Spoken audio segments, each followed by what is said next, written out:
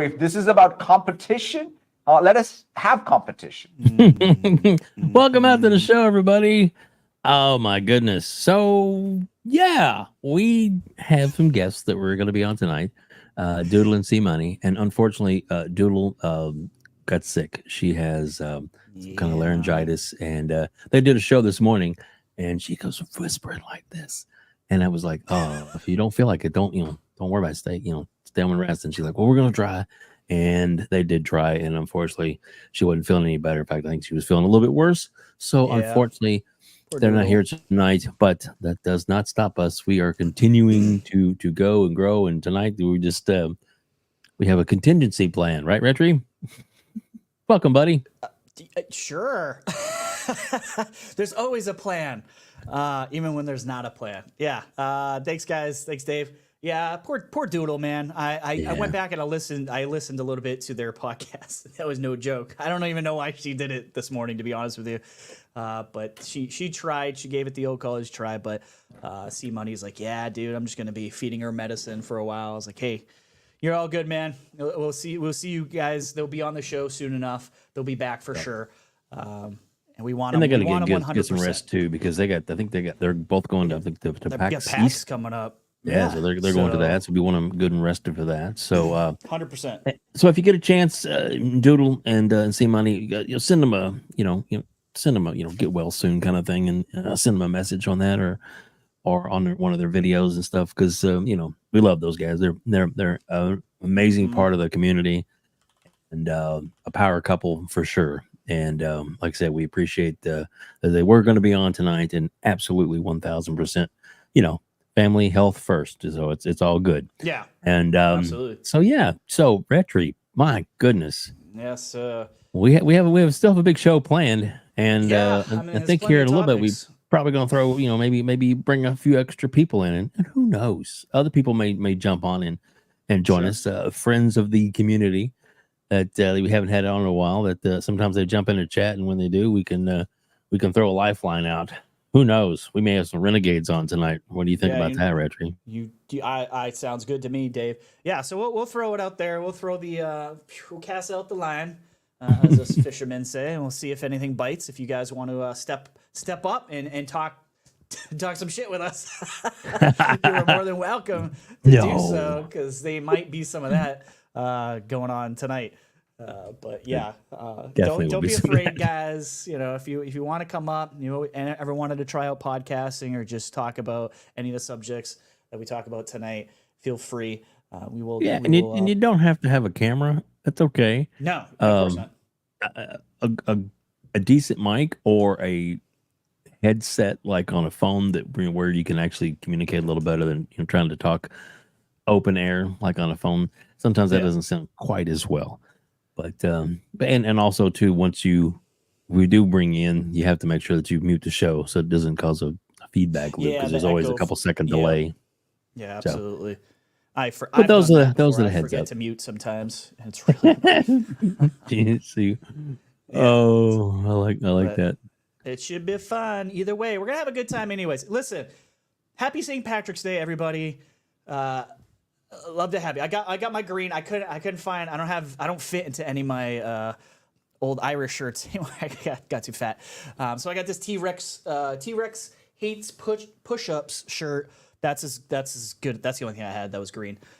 So happy St. Patty's Day to you guys out there. And drink this cold one just for you. So there you go. I do have a St. Patrick's Day.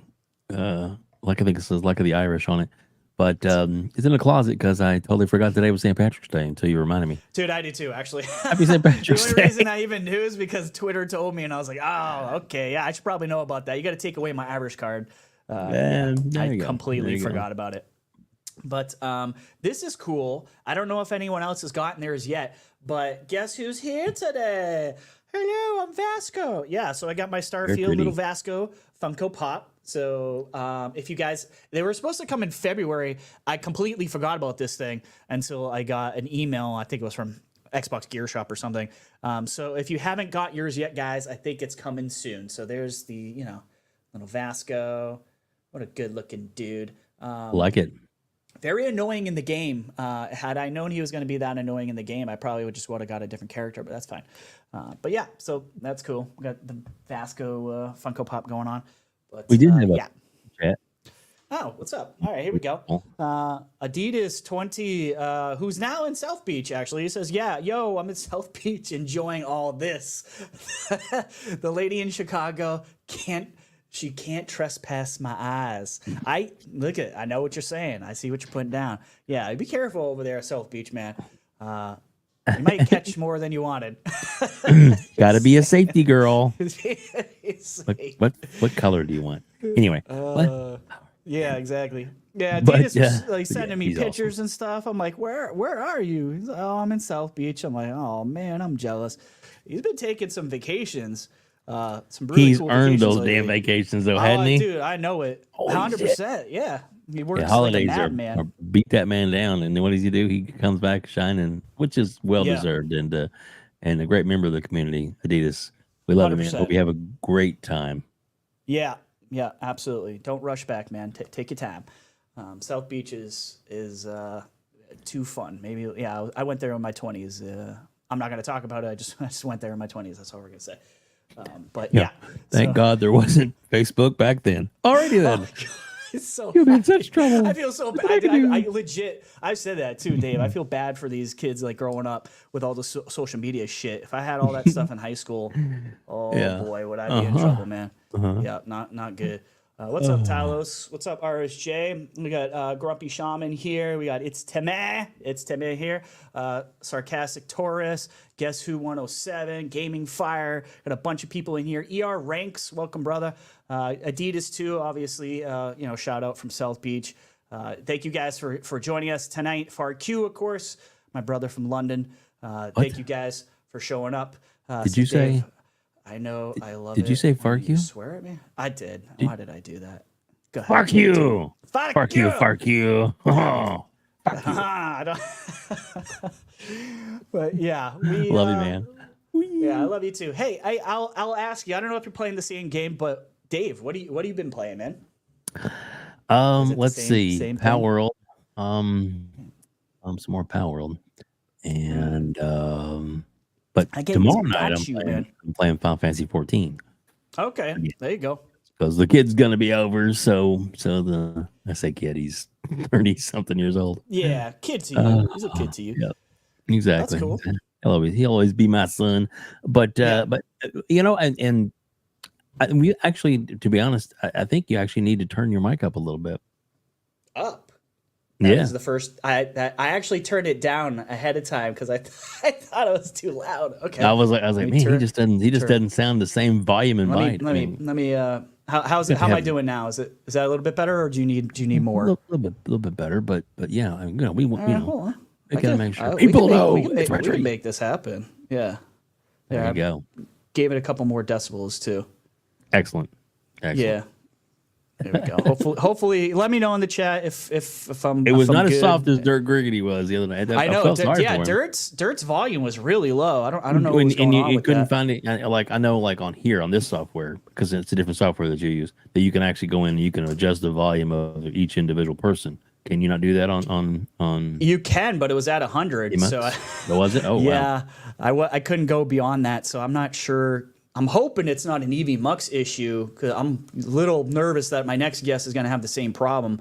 I kind of hope it was just Dirt Griggity having some sort of issue on his end, but I'll have to deal with that. Unfortunately, if that happens again, we'll figure it out. It was still definitely a viewable, watchable show. It was just a noticeable decibel difference. That was all. Dude, I watched it. Your show was rocking. I watched it back. Thank you, man. It was awesome first show. Shout out to Panda being an hour late because of the time difference. I had a bad feeling that was going to happen. I was like, oh man, I should have warned her and gave her a countdown ahead of time.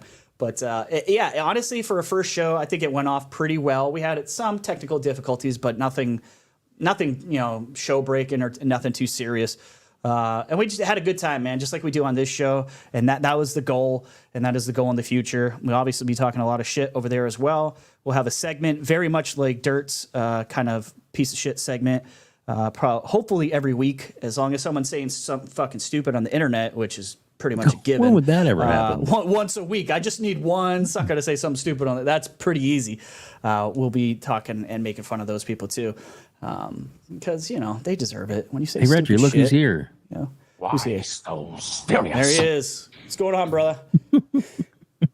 Welcome. But yeah, it was fun. And thank you guys too. We passed 1,000 subscribers today. So yes, congratulations, dude. Yeah, super happy. Well deserved. And everybody, if you haven't, hopefully most people here are fans of both of us. So hopefully. I would hopefully that you. But if you haven't subscribed to it yet, in the link in the description below is the link to RHETRI's YouTube channel. Please like and subscribe. And if you get a chance to, the show that he did yesterday, it's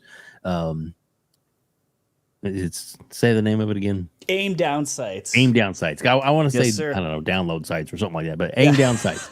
And but share it out.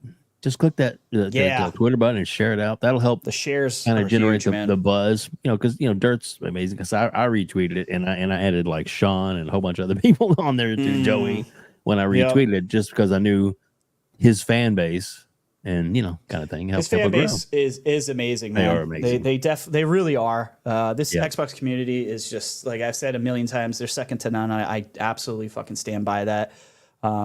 You guys got us over that 1,000. Now we just got to get to the watch hours, and I literally have no doubt that's going to happen too. So, because I know people were asking, why, they were like, RHETRI, why don't you turn on the super chats? I'm like, I wish I could. I wish it was that easy, but you got to hit certain thread. Yeah, let me. Oh, I forgot to flip the switch. He don't want no stinking money. Exactly. Yeah, I don't need that shit. I'm fucking rich over here. What's up, Abdel? Yeah, we'll be talking that shit. We'll continue talking that shit from yesterday right into today. There's going to be a lot of that going on in the future. No guests tonight. We were supposed to have Doodle and CMONEY. Doodle is very sick right now. So, I love that. Read that one. More time. Yeah, no guests, more time to talk that shit. Absolutely. Yeah. Oh, man. And yeah, I mean, on that point, I'll go over what I play. I've been playing RoboCop. I've been playing Dead Island 2. I've been playing Fortnite. I've been gonna get back into COD and Halo. It's just too many games, too many live service games. So it's funny that I'm having a tough time trying to play all these live service games, and these other ones are getting canceled. So I guess I can just keep playing what I'm playing because everything else on Team Blue just seems to be disappearing. And we'll definitely get into that. Appreciate you, Abdel. Absolutely, brother. I wanted to bring this up because I obviously haven't talked to you about this yet, Dave. With the Peter Moore interview, we'll talk about the Shaun Layden interview a little bit as well. So if anyone didn't watch our show yesterday, Peter Moore, former president of Sega, he was in the room when Sega killed the Dreamcast and went third party. Then as the boss of Xbox, he oversaw the Xbox 360, contending with everything from the Red Ring of Death debacle to E3 presentations. Basically, this is the article from IGN that says Microsoft will be debating right now whether Xbox consoles have a future, says Peter Moore. And the byline is, hey, I love this byline, and he should know he used to run Xbox. In 2007. What? It's like, well, I mean, it's like, okay. I mean, shout out to Peter. He definitely like a fan of gaming. I mean, the guy tattooed himself twice, once with Halo, and I can't remember what the hell the other game was. He's clearly the other one like, was Grand Theft Auto. What was the other one? It was Grand Theft. Oh, it was GTA. Thank you. Mm-hmm. Clearly a passionate guy. But I guess he's talking a lot about 2007 and how they were contemplating getting rid of or stopping like console generations then. And they're talking about it again. Like, I feel like it's more relevant today. But 2007, the fact that they were even talking about that, it kind of blows my mind. But I mean, maybe, I don't know, maybe because they were getting their butts kicked. But one of the things he said was Gen Z is coming through and they're going, well, why do I need to spend $400 or $500 on a bespoke piece of gaming hardware when I've got my smartphone or I got a PC or a Mac, and I can do things there with a pretty decent controller.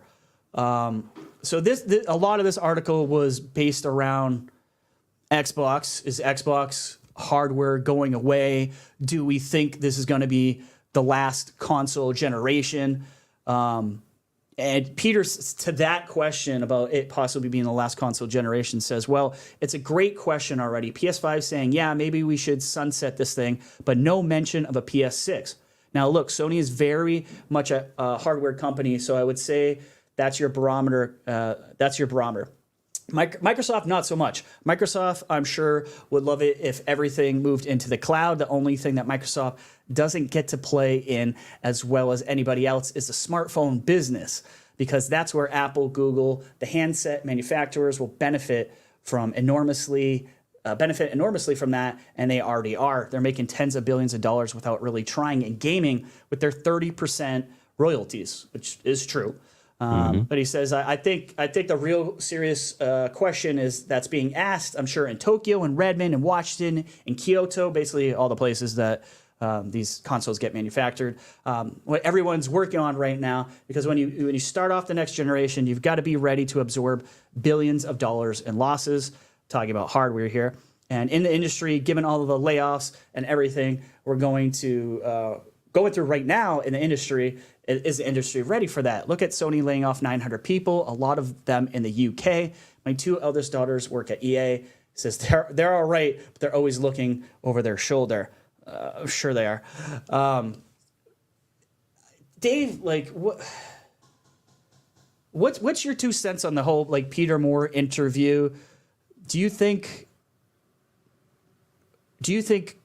Xbox hardware is in danger? Maybe I should say immediate danger versus long-term danger. I don't know. However you want to phrase it. What are your thoughts on Xbox hardware possibly the fear of it going away? I don't think it's going away at all. I don't think that it's not a. It's a staple, and it helps continue and push forward their services. Obviously services are going to be to the point to where they can be mobile, PC, handheld, all that kind of stuff. And we know that they're working on a handheld. We know that they're going to have next gen software coming out. So all those things are already in place and working. So I think that I don't think there's any problem with that. What I would say about his point is that his and don't get me wrong, Peter Moore is a legend, regardless. Smart dude.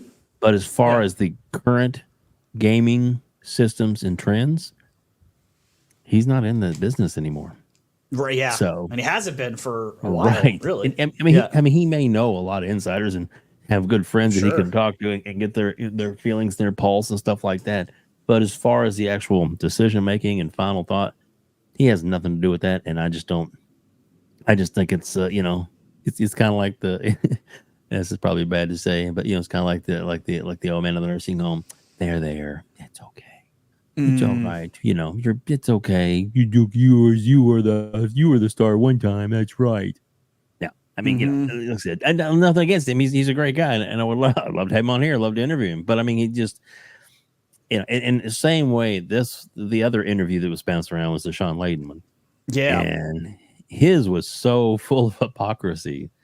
I just wanted to just smack him in the face because he was talking about doing this and buying up the industry and blah blah blah. And I'm like, I don't the like company you work for now. Yeah. Buys up the industry. So. Dude, I know. Because he's working for Tencent right now, right? Exactly. So, the worst. Come on. The worst. It's you were, I think Shaun Layden is a really smart guy. Like, the interview was really long and really good in my opinion, but and I definitely do not agree with everything that Shaun says. I don't necessarily agree with, what he was saying about the whole industry, and consolidation, and that I don't think consolidation automatically equals bad. Like, I don't at all. First of all, I think it's extremely hard to consolidate an industry that pops up new studios every fucking week. Like, even when things are going down, we've heard about multiple studios. I can't think of any, but like, seriously, in the last 2 weeks, I think like 2 or 3 new studios have popped up. Like, that people are like, oh, by the way, we're doing this, that, and the other thing. Because they just want to do their thing. They're usually guys that have been in the guys or girls that have been in the industry for a long time that are like, all right, it's time for me to, you know, go out and fly on my own, little birdie, and see if I can make a dent in this gaming world outside of being under EA, outside of being under Microsoft, Sony, or whoever. I just don't see it. There's way too many people with passion. The tools to make games are way easier. I've made a game. That should tell you something. Like, it's easier than it's ever been, even though we're seeing over here on the other side where AAA games are just, you know, going way crazy over budget. There's a ton of games that are made by one person, and some of them are really damn good. So the whole consolidation thing kind of annoys me. I know he's talking like big picture shit. I know he's talking about like companies like ABK, like big publishers and stuff like that. But I disagree with that sentiment personally. Funny enough, too, Peter said one of the things he said in his interview with IGN, he's like, what I'm saying is the questions are being asked, as they have been for the last 20 years, a la our consoles going away. Are we ready to grind our loins financially for battle, all the cost of development and silicon development? Yes, I think they are, personally. He says, but this is kind of funny because this is timely. He says, what is it that the PS6 can do that the PS5 can't, that would make people jump from the PS5 or same with Xbox, same with the Switch, right? God forbid it's just incremental. And that's the line that I think is funny, because we're going to talk about incremental boosts tonight. He says, and I think that the companies are also looking at that. What can we extend the life cycle?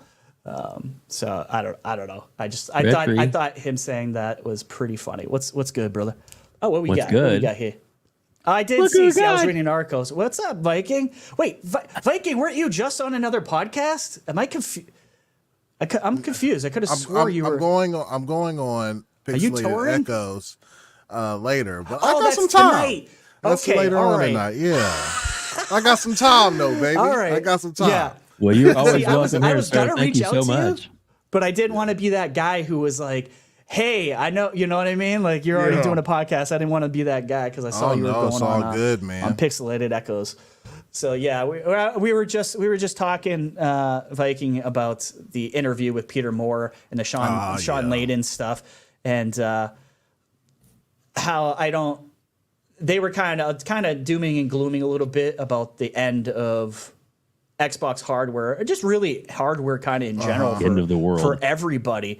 Do you have any thoughts on what you think could happen in the future for Xbox hardware, just hardware in general? It's going to Xbox hardware is going to go on until it is cheaper for everybody to just make an app. It's just going to keep going, right? And then possibly, we see this stuff with the EU right now with the walled garden of Apple. Okay. Yeah. And then them having to allow other stores to go onto their platform, right? And this could be very interesting, because if that happens in the console world, then we could see the rise of third-party console makers where you can have every store on there. So Amazon and Apple and a whole bunch of other people will be able to make their own console boxes that will have the PlayStation app, the Xbox app, the Steam app, and all this other stuff, right? Like, so that could be kind of exciting, but I don't think that under the box console's going away anytime soon, especially for Xbox. Yeah, I don't either. This fucking, you know what? This fucking annoys me to no end, because out of all the things that have been happening, this article gets pushed and pushed and pushed. Of course. Of course. I said this on my show, but just hear me out, guys. I'm going to set this up. You've had, and granted, everybody's had layoffs, but you had 900 people laid off from Sony. Yep. During this whole generation, you had Pixel Opus closed, Japan Studios, London Studios, and then Deviation Games, which was PlayStation backed. They canceled Factions, Twisted Metal, Spider-Man Online. Shaun Layden came out and said, like, these $200 million games is not viable to keep it exclusive to one. And that's a PlayStation guy. It's not viable to keep it on one system, right? Yeah. We still don't have Final Fantasy Rebirth sales. Foam Stars flopped. Yeah. Rise of the Ronin is launching the same day as Dragon Dogma 2. It's going to get buried. Roasted. It's going to get roasted. You had increased PlayStation Plus sales. Plus prices with like no support at all, right? Yeah. Or no benefit, extra benefit. No extra value whatsoever. Just an increase. Yeah. No support for the PSVR 2, which is why it's coming to PC. The Portal is the Portal. Yeah. Okay. You really don't have to say anything after that. It is what it is. There's no first-party games coming until April 2025. And this whole, these leaks for the PS5 Pro with just a 10% CPU boost and probably charging more like this. But yet, Xbox is going out of the console Xbox is in business. trouble. Yeah. Like, Dude, come on, bro. That Xbox tax is real. Like, I hate, or bias, whatever you want to call it. I hate calling it the tax, but it is what it is, man. Like, clicks, it works. These hate articles 100% work because we're talking about it right now. It's IGN. They suck. We all said last night, F IGN. It's clickbait bullshit. It is what it is, but we're going to talk about it because they're not going away. They're going to continue doing it, and we're going to continue talking about this stuff. Hopefully that doesn't bother anyone on our audience because I'm not stopping. Yeah. Can you read that? Just a chat. That's Xbox or Mike says Viking, the coolest Xbox creator on YouTube. Oh, what's going on, Mike? Thank you, baby. Thank you. It's funny that you do that because I do that because I never have hair. So I go up to my wife and I'm like, "Hold on, let me get my hair out of the way before I kiss you." She's like, "What the fuck is wrong with you?" Shit. So many things. No, so many things, my love. Mike. Yeah, good shout out right there. Appreciate it. Yeah, and then there's a little quick one which right there. Says talk that shit. Says I'm talk here that for shit, it. Viking. I'm here for it. I love it. Yeah, Viking knows this is a safe space for us Xbox guys to talk the shit. This is say you can do that here. Yeah. Yeah. Sith Lord became a member for 2 months. Welcome back, brother. Good to have you, Sith, as always. Always helping the podcasters, man, on Twitter. Spread the word of everyone out there. You're super appreciated, Sith Lord, more than you know, brother. So thank you for that, man. Also want to welcome out Dirt Griggity has joined the chat, which is awesome. We love Dirt. Dirt. Talk that shit, on, Dirt. Dirt. They stole my chapters, Dirt. Dirt and Shaun, man. What a dynamic duo. Love those guys. Absolutely powerhouse. And I tell you, another powerhouse dude is, like I said, Viking. When you first came on here, and after that first show, I remember I told you. I mean, and you were already in the momentum, but I told you, it's like, dude, you guys, you really have it going on, and it's awesome, and you've really pulled your place in the community, and so welcome, fresh air to the community. It's just so many other great content creators out there, but I'm telling you, dude, you've really stepped in and found your in your crew. Like I said, I do really at some point in the future, man. I really love like to have all of chill you guys. Yeah, for sure, man. We have like such great chemistry. Like we've known each other forever, so it shows. Yeah, you kind of got the ILP thing going on. Like you guys have that chemistry going. Yeah, from knowing each other for so long. Yeah, I appreciate those kind words, man. We'll be here for a long time, man. We just started 3.5 months ago, but yeah, we'll keep it going. You feel seasoned yet? I feel like you've gotten in your groove. No? Nope. I still don't either, dude. Yeah, I still don't either. I get nervous as fuck before every show, man.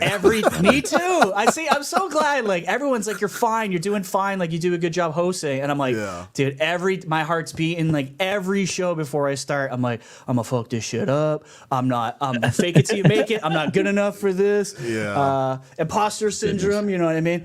But yeah, I'm so glad to hear I'm not alone on that one. Oh shit. But yeah, definitely a good crew with Viking, man. Yeah, man, we got to set something up for all three of us to come on, man. It'll be absolutely. Yeah, absolutely. We'll make it happen. To. Yeah, so, for sure. Yeah. All right, so RHETRI, we got we got almost 200 people in the chat, and which is awesome. And of course, Viking will stick around as long as you can. I know you got the other show to do here in a little bit. Totally understandable. Yeah. But thank you from the bottom of my heart for you joining us tonight. We love it. Yeah, man, for sure. Do we want to put it out and see if we can get a couple of people else in here? Yeah, just to get crazy. We can try it. Okay. Yeah, I mean, it's where if anyone from the community wants to pop in, you're absolutely welcome, man. If you want to chop it up with us and talk TTS, you know. It's just like coming into WebDave and RHETRI's house and having a cold beer and we just chatting, exactly. baby. You know what I'm Exactly. And it's St. Patty's Day, so I'm literally drinking right now. Because I was like, fuck it, who cares? Yeah. Sunday night, let's go. Yeah. Hell yeah. And as we start getting more and more people in, I'm gonna change to the round table as you will see. Let's see how many people we actually get to join us. Fossil, that is not true. What's Dirt's that? fun but angry all the time. He says Dirt's fun but he's angry all the time. Oh. I think I'm more angry than Dirt is. When I get in my zone, people are like, "Fuck, dude, you need to calm down." That's funny. I don't see that from Dirt, but I don't know. To each their own. Oh, gosh. He's a good dude. Here we go. Read that one. A sick fucking guy. Crap and mooch. Sorry, it's not the alcohol. I just love read the whole name. thing. Read it. Come on. Crap and mooch used body pillow. Me and Dirt used to have a close bond years ago. I miss those times. Fuck you for making that name, making me read that. I love you guys. Oh goodness. Some of the stuff you guys come out with is way too fucking funny. Hey, 1 second, I'll be back. Yeah, no problem, man. Yeah, I'm gonna have some of you guys do my PR for me because you guys are just fucking hilarious. Anyways, Dave, Dave dropped the. So if this is all he did. I think he did drop that earlier. I don't know if you were here. Yeah, we'll give him another one. Give him some. So if this is about competition. Let us have competition. Uh-huh. Oh, right. Yeah, exactly. FarQ. Yeah, I wonder who did that.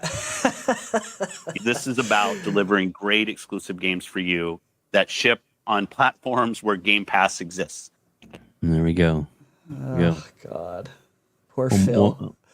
People are never going to let that line go, too. If fucking Game Pass doesn't exist on PlayStation yet. Does it? I don't fucking know. Yeah, poor Phil. Poor Phil. Yeah, he's raking in the cash. He's good. Anyways, I guess we can start on talking about the latest and greatest in Sony cancellations. It seems like everything they touch lately is doo-doo. I would stay away from them if I were a third-party studio right now. And that's Spider-Man. The Great Web is gone.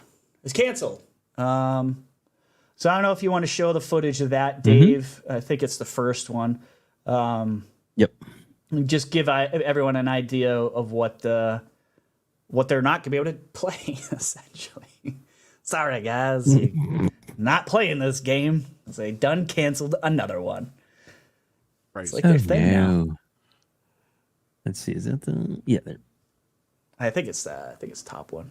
Yeah. Hopefully it'll work for you. New York City. Yeah. Nothing in the whole world I wouldn't do for this big, beautiful apple. One moment, you're scarfing down a slice from Vinny's. The next, you're stopping a supervillain prison break. Best gig ever. But try not to lean too hard into the whole lone wolf thing. Because this gig's a whole lot more fun when you've got friends.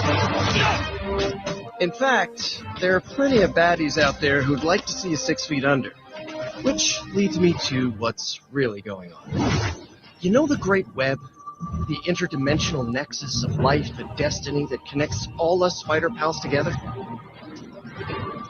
A few of us here tried to protect it, but we failed. If the Great Web collapses, it's the end for us all. So, if you're hearing this, those of you still able to swing across the Great Web, it's time to come together and fix this mess. Good luck out there. You're gonna need it. This was your friendly neighborhood Spider-Man. Signing off.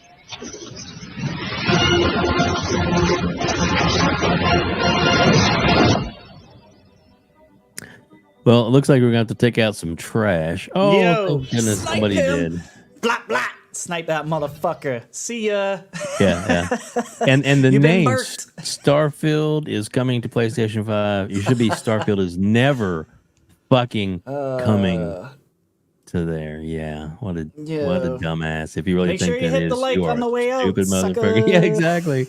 Make sure you hit the dislike button because that counts toward us. You what a retard. But anyway, that's Yeah. okay. That's okay. Hey, I don't care. You haters want to come in our comment section and start talking shit. Like they did yesterday on our first podcast. Thank you. You helped out the algorithm. You actually helped me get past 1,000 subscribers. So thank you. Isn't that Thank awesome? you, PlayStation guys. I appreciate you. Kisses. Amen.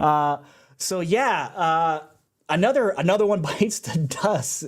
And it kind of we talked about this last night, but I don't know how many like live service games that you guys play, but I'm playing a lot of them, man.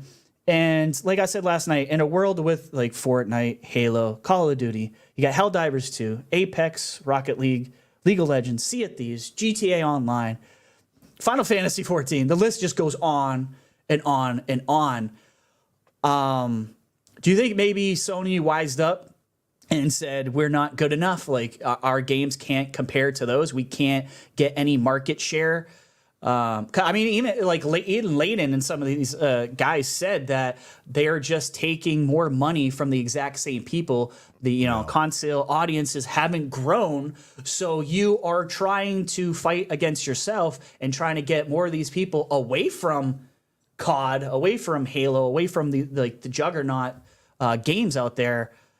Good luck. You know what I mean? Like, how the hell are you going to do that? Do you just think that like it's too much? Viking like games of the service going on right now? Like what's your opinion? Is it oversaturated, I guess is what I'm getting at. No, I don't feel that it's oversaturated at all. I feel like as long as they're done correctly, right? Most games as a service will hit you over the head for cosmetics, right? So if the gameplay loop is good, you're just playing the game. You know what I mean? And cosmetics are there as a bonus. So I think most games do it properly in that aspect.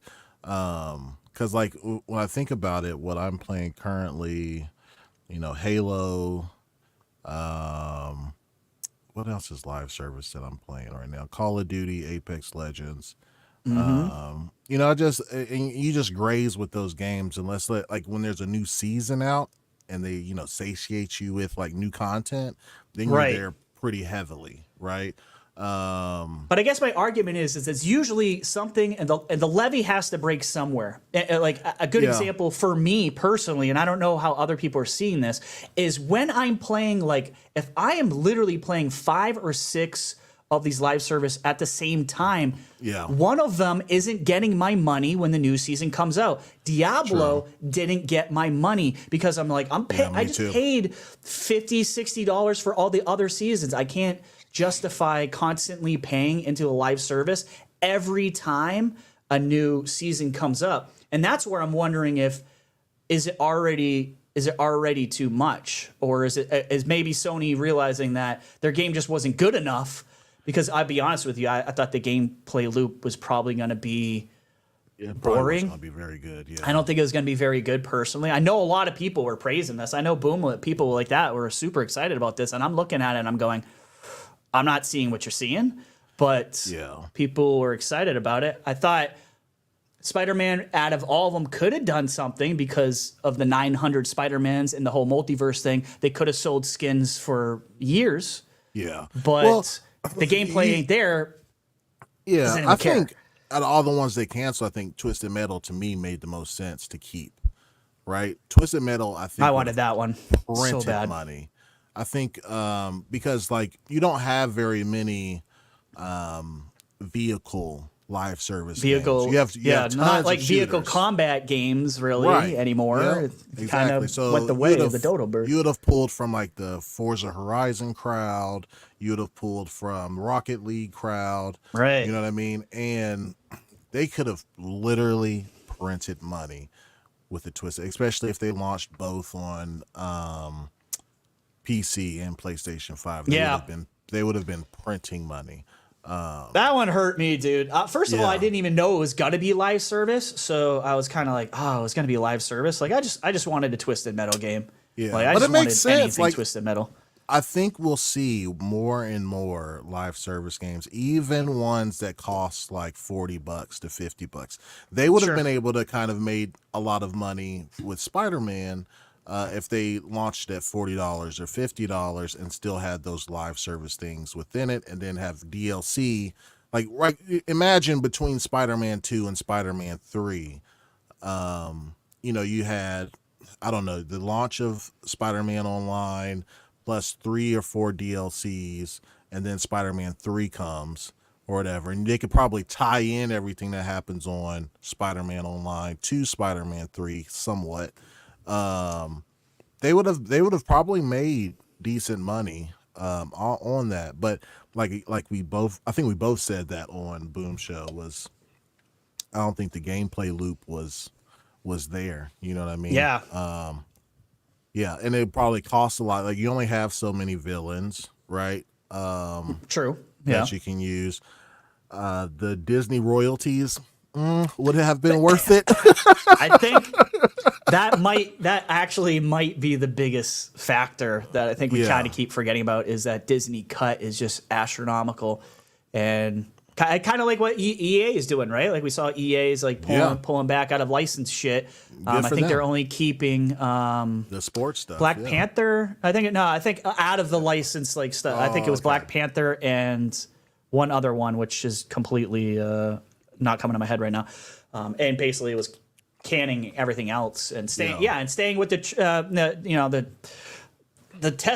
true and tested time stuff of sports games that they know always prints money and gets them when they need to be, and so they don't have to pay out Disney crazy royalties and licensing phase. But I'm sorry about going on a tangent with Twisted Metal. That one bothered me. Dude. That one hurt probably me more than anything. I was pissed off when I heard Twisted Metal.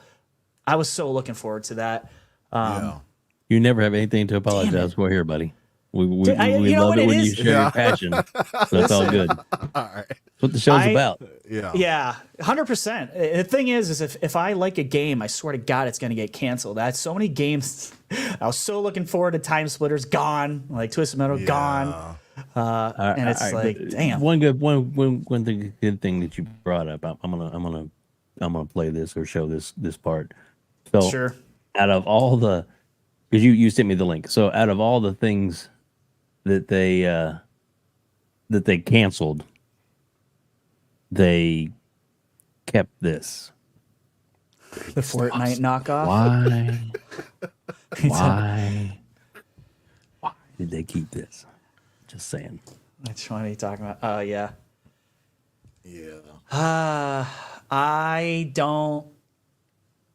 I mean, Panda was saying, like, they do have experience with, like shooters and stuff like that. I don't know. I still don't know if this one's going to survive. Like, I know we talked about this last night. Dirt was like, well, they did say that it's still going. And I said, yep. I said, guess what they did on Factions 2 as well. On the right at the end, they let you know that shit was coming until it wasn't anymore.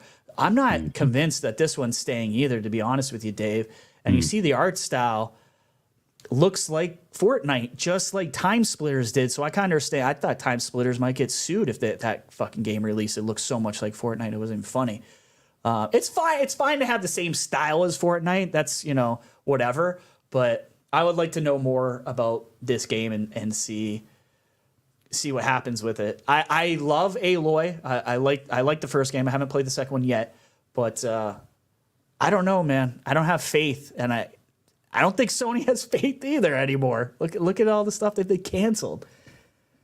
But maybe this team will prove me wrong. Maybe I'll take the L on that, and that'll be fine. But what do you guys think about it? I think any of their IPs, as long as they release them on, because Horizon's a big IP, Spider-Man was a big IP.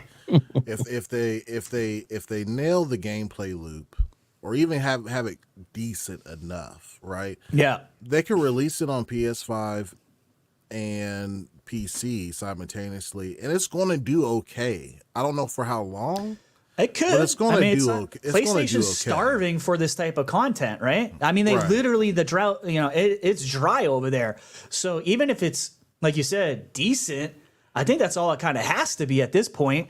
Right. Because these guys are going to play it if it's decent, and they're going to market it, going to get all 9.5s and all that shit.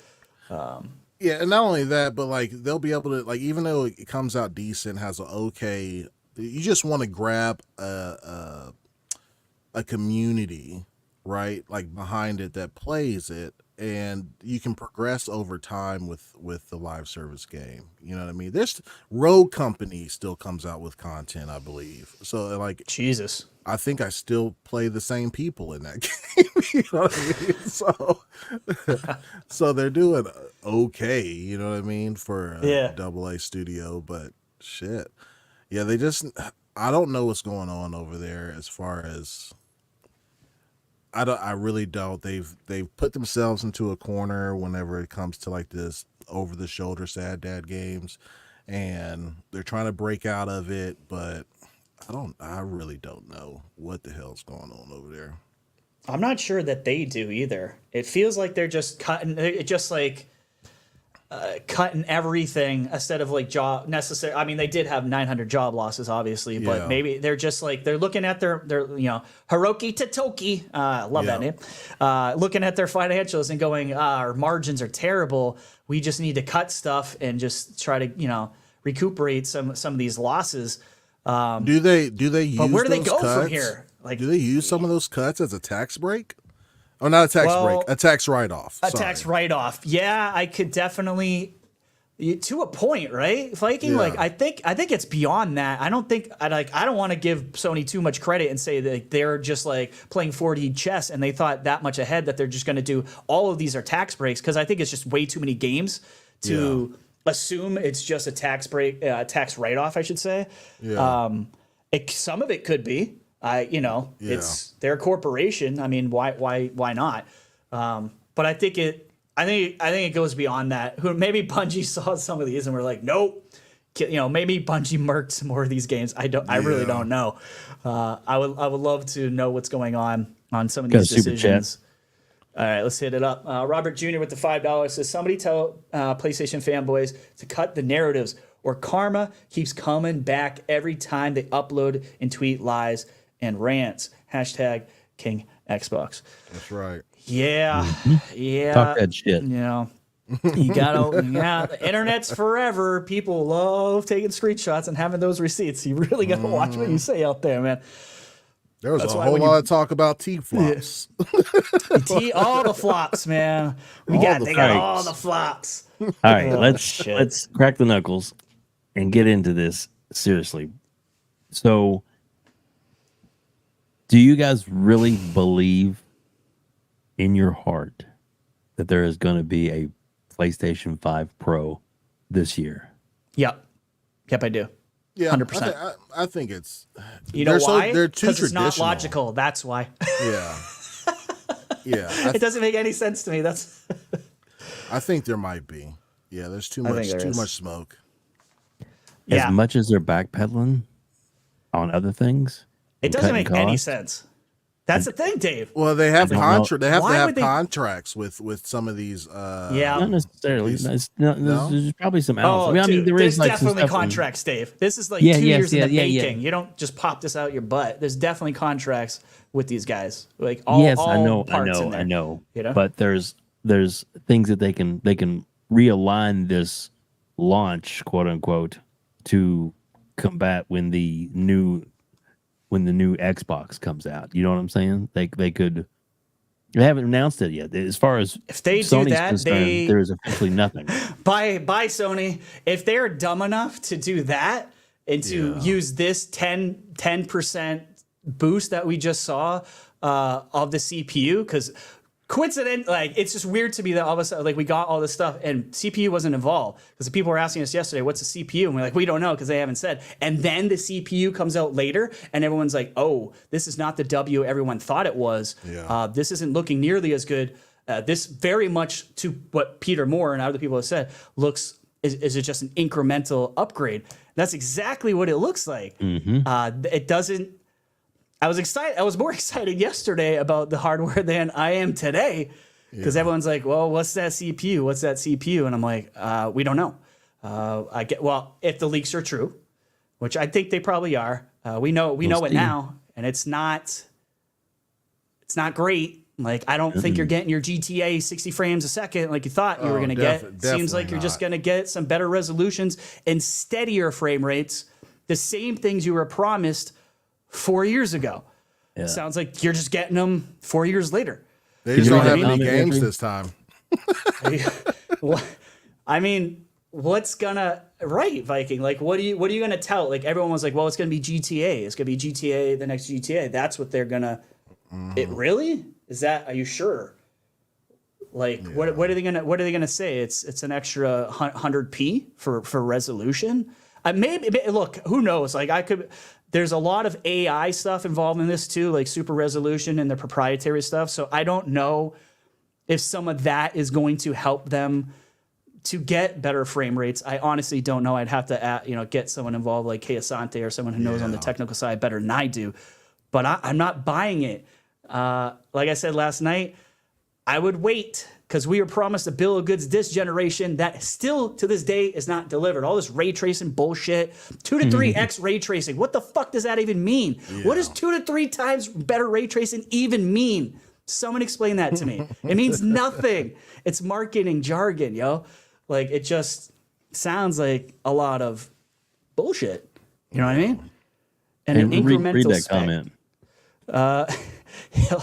Illegal dad, illegal dad. There we go. I shouldn't have had the beer. They got no games till next fiscal year. What's the Pro gonna play? Old games. That's what it's gonna play. Illegal dad. They get some Xbox games. They finally get a Series X and they can play some Xbox. It's gonna games. play Sea of Thieves. It's gonna play really nice Sea of Thieves. Like, thank you, Xbox. Thank you, Phil, for being so generous. Like real Mark Smith. Absolutely. The CPU is bottlenecking you. So I think you can only go so far with it. That's at least what it feels like to me. And Man, I don't know. Welcome to 300 people in the chat. Thank you so much for being here. We greatly appreciate each and every one of you. And yes, Doodle and CMONEY. Doodle is sick. She has lost her voice. And they're going to try and get her healthy, because they're going to PAX this next weekend coming up, and we want to this coming weekend, excuse me, and want to make sure that she's in good health. So they canceled tonight, but absolutely, totally understandable. And we wish her a speedy recovery, and hope they get to enjoy PAX and maybe come back and give us a report on that. Yes, sir. Let us know that'd be great, man. Kind of cool stuff that they found out. So anyway, and then of course our friend, the Black Viking, jumped on with this. So awesome for Viking for jumping on. We do have a super chat. Appreciate that, brother. Gamer by Choice with the $5 says game engines need updating to use better hardware, right? Question is, will devs upgrade now that PlayStation is updating their hardware as market leader? I mean, at this point, I think like UE5, they just gotta get all the bugs out. I think a lot of it's just time getting used to I know this is like an annoying thing with UE5, but it's not that it's not that old. You know what I mean? It hasn't been around forever. This is why you saw like games like Hogwarts Legacy and a lot of games stick with UE4, and they're fantastic. So I don't know if these guys are going to have to upgrade their stuff. I'm worried about, because of the proprietary stuff in the rumor proprietary stuff, like the super resolution, if that's going to screw up the developers and having it basically, it's like a new SKU. And maybe I'm wrong on that. Maybe K's more knowledgeable about this stuff. Probably know. He put a note up there. Take a read on says that. 2 to 3 times from where they were, which was software-based ray tracing. They didn't upgrade the CPU, so don't expect much more than more solid resolutions. Exactly what I just said. Yeah. Better resolutions, stable frame rates. 100% K. See, I kind of know what I'm talking about. Thanks, K, for making me feel smart. He says this might actually benefit Xbox, since now PlayStation would have similar tools. That's a good point. Like last night, someone in our chat brought up a great point, and K kind of fills in the gaps on this, is the parity for Call of Duty. Remember, it has to have parity. I guess, last night we're like, does that mean the Series X is going to hold back the PlayStation 5? But now that we know the CPU, probably not. It's becoming more on par with the Xbox Series X. Maybe a little bit better, maybe a little bit powerful with some of the AI tools. I don't know. We're going to have to see. But it is going, but make no mistake, devs, again, just like DLSS, just like FSR, just like every other tool, they have to choose to implement it, choose to use it, choose to learn it. And if any of the last 4 years have taught you anything, you should know the likelihood of that is not good. Is not good. So I wouldn't be calling this a W just yet until the actual games come out. Go ahead, Viking. Can I ask y'all a question? Yes. You guys know, like, Sarah Bond went out and said they're going to announce new hardware. Yes. For like this holiday, you mean? Yeah, seeing this Pro come out, right? I am so excited to see what they unveil.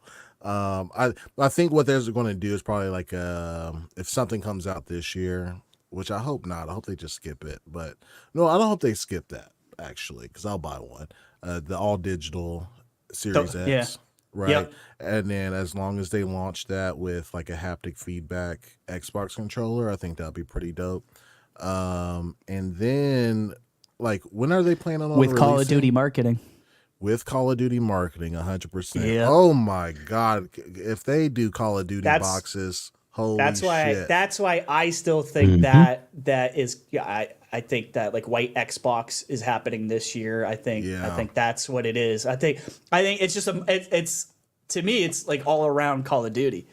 It's like just to have something fresh and new out there, all digital Call of Duty. You know what I mean? But go ahead, Mike Viking. Yeah, and then when are they planning on releasing the new Xbox? Is that 26? That's a rumor. That's a rumor. Yeah, that's the rumor. Yeah. Okay.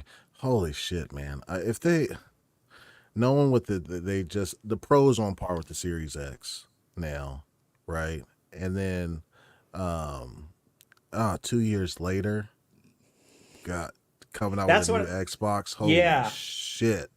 Well, what do you think about that? Like, I know, like, it makes them kind of lose maybe the power narrative story, right? Which this Xbox has been touting that forever. But again, I think like things change. I think people like going off of old stuff that Phil and the company have said. Yeah. Do they? The power narrative doesn't matter because nobody's pushing the fucking hardware we have today. I agree with that. But I'm just saying, like on the marketing side, it's like, oh, we're the most powerful, blah, blah, blah, blah, blah. No, average gamer doesn't give a shit about, let's be honest. Average gamer cares about where's Call of Duty. Yeah. They'll go 100%. Play it there. You know what I mean? Like, what bells and whistles do I get? Or what games are on this platform? Like, it's cool for us hardcore to be like, this is the most powerful system. But like, I'm playing Indiana Jones over here later this year, bucko. You know what I mean? So I think it's all about the games, man. Like, it really is. I mean, and that's evident with it's innovation in games. You just look at Nintendo, and that's what you get. You get innovation, and you get their solid ass IPs that they have. Even though I'm not really a big Nintendo head, I mean, like it's like a family thing for me. Yeah. You know what I mean? Like, and it's like the de facto system for every real gamer to have anyway, for whatever reason. Right? Mario Kart, Smash Brothers. I only buy it whenever a new I don't get a new Nintendo day one unless it comes. You gonna say Fire Emblem? Yes, of course. I knew you were gonna. All I heard was Fire. I'm like, I already know what he's gonna say. Unless there's a Fire Emblem on that thing, like I'm not picking one up. So I'm a Mario Kart guy. But you know, you fucking make a new goddamn Mario Kart already, for God's sake. Stop milking the shit for years. Jesus, Nintendo. God, they're good at that. Future generations, exactly. Nobody pushing the power except Ninja Theory. Yeah, can't wait to see Ninja Theory's game. Hellblade 2 looks fire. What game's going to show the PS5 Pro off from Sony in 2024? Probably an Xbox game. I don't know, dude. Man. It's a weird. It's from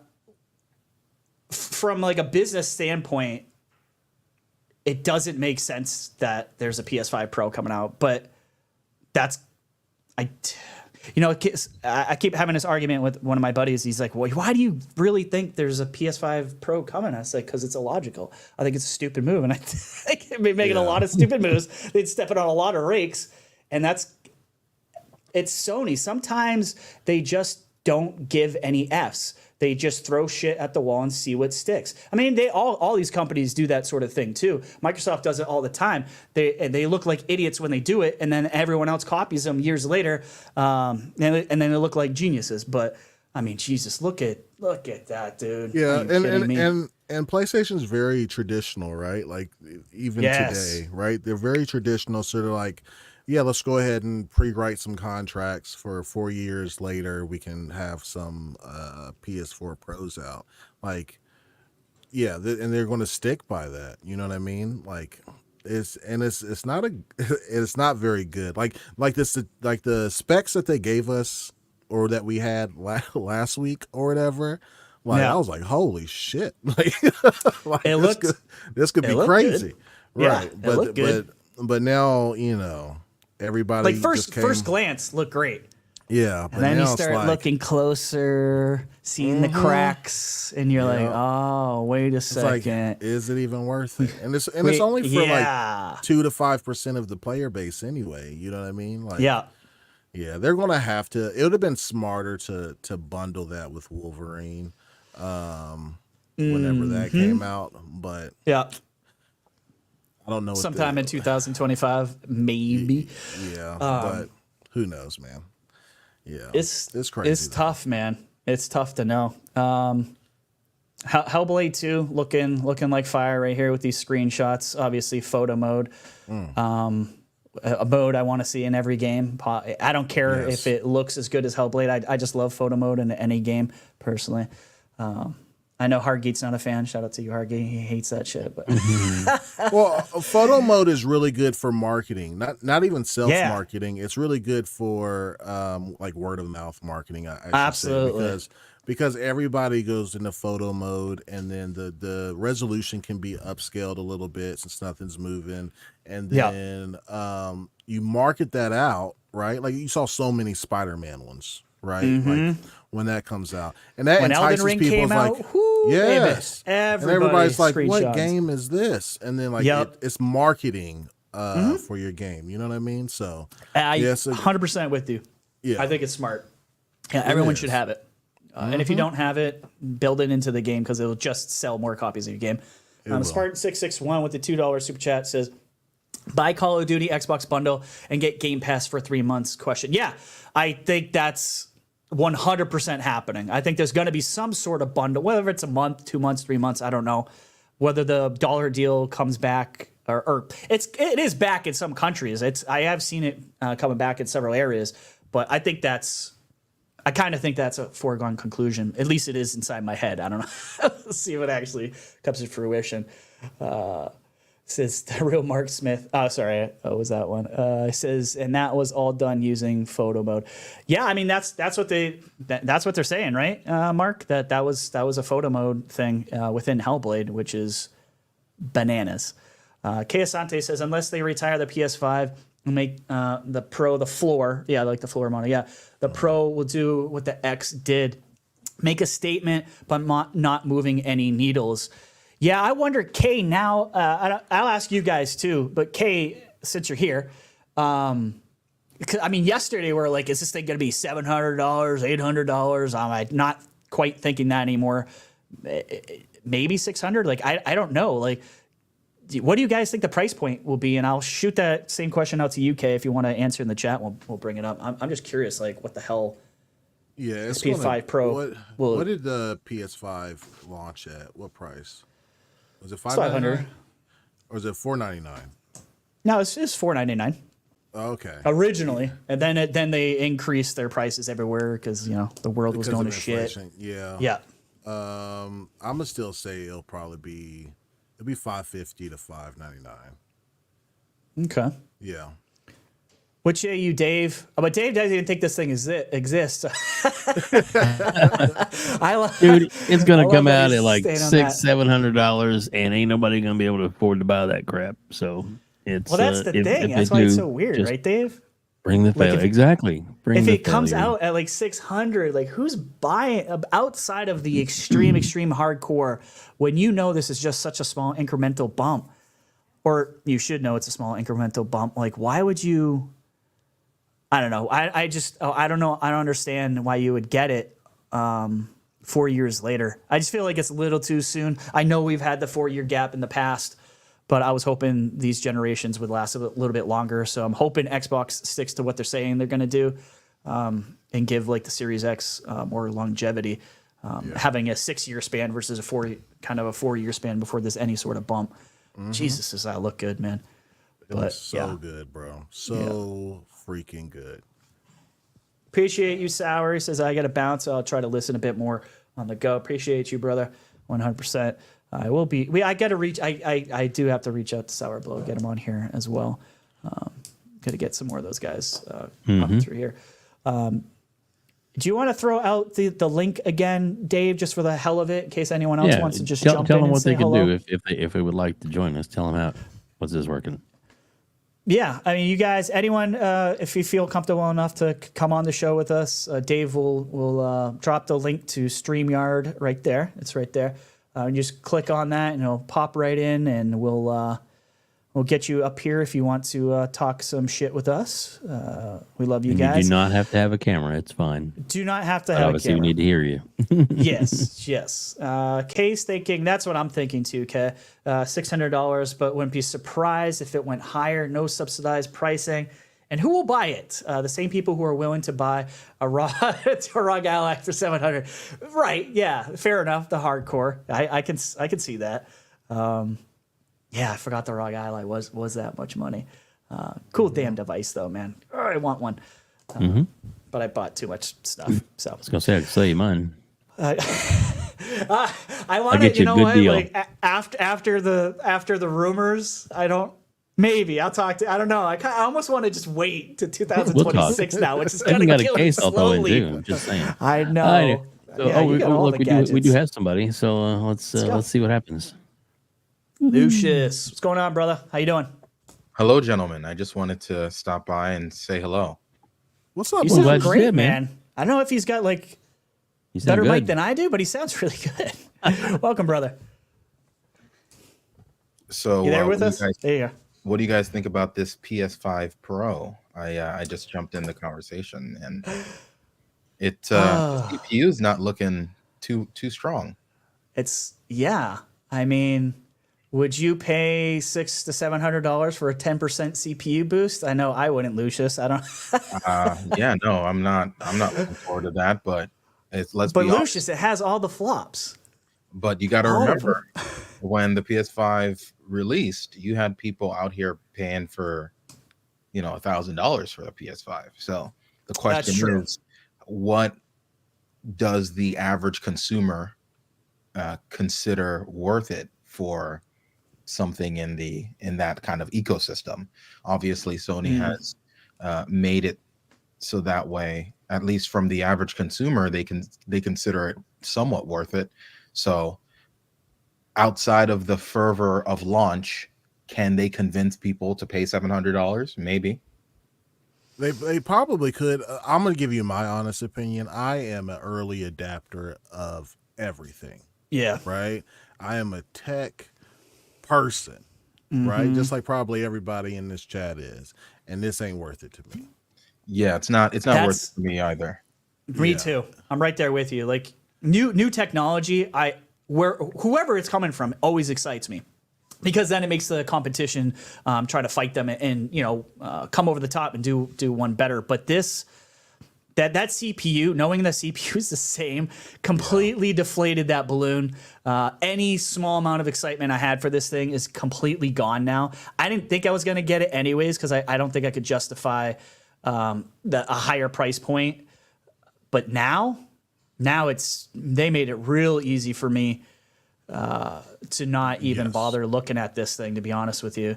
And I want to shout out my GPD win brother, MJ Dark. Recently, more and more of us have been delving into the handheld PC kind of space.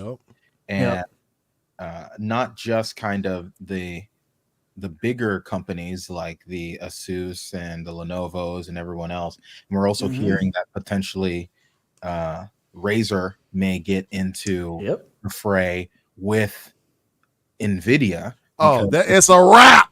We see how it's super interesting. The only reason why the MSI Claw is out right now is because Intel wanted to get in the market because it sees that AMD is just ransacking the market right now. Every single thing, whether it be a 7840U or a Z1 or Z1 Extreme, it doesn't matter. All of it's from AMD, and you have it from like all the consoles also use AMD. So when a lot of the PC master race people talk about NVIDIA, you're really talking about like the high end. And sure, a lot of gamers get NVIDIA. They are the standard. I'm not going to sit here and lie, but I think that Intel and NVIDIA have finally looked at that market and are very concerned about just leaving it to AMD. So MSI was willing to walk into the ecosystem with like a barely functioning product. I don't know if you've seen the reviews for that, right? For you talking about the Claw? Or? Yeah, the MSI Claw. No, I haven't yet. How's it looking? There's some issues. Okay. It's primarily because of the architecture that Intel have established over the past few years. Their like IPC gains haven't been as good.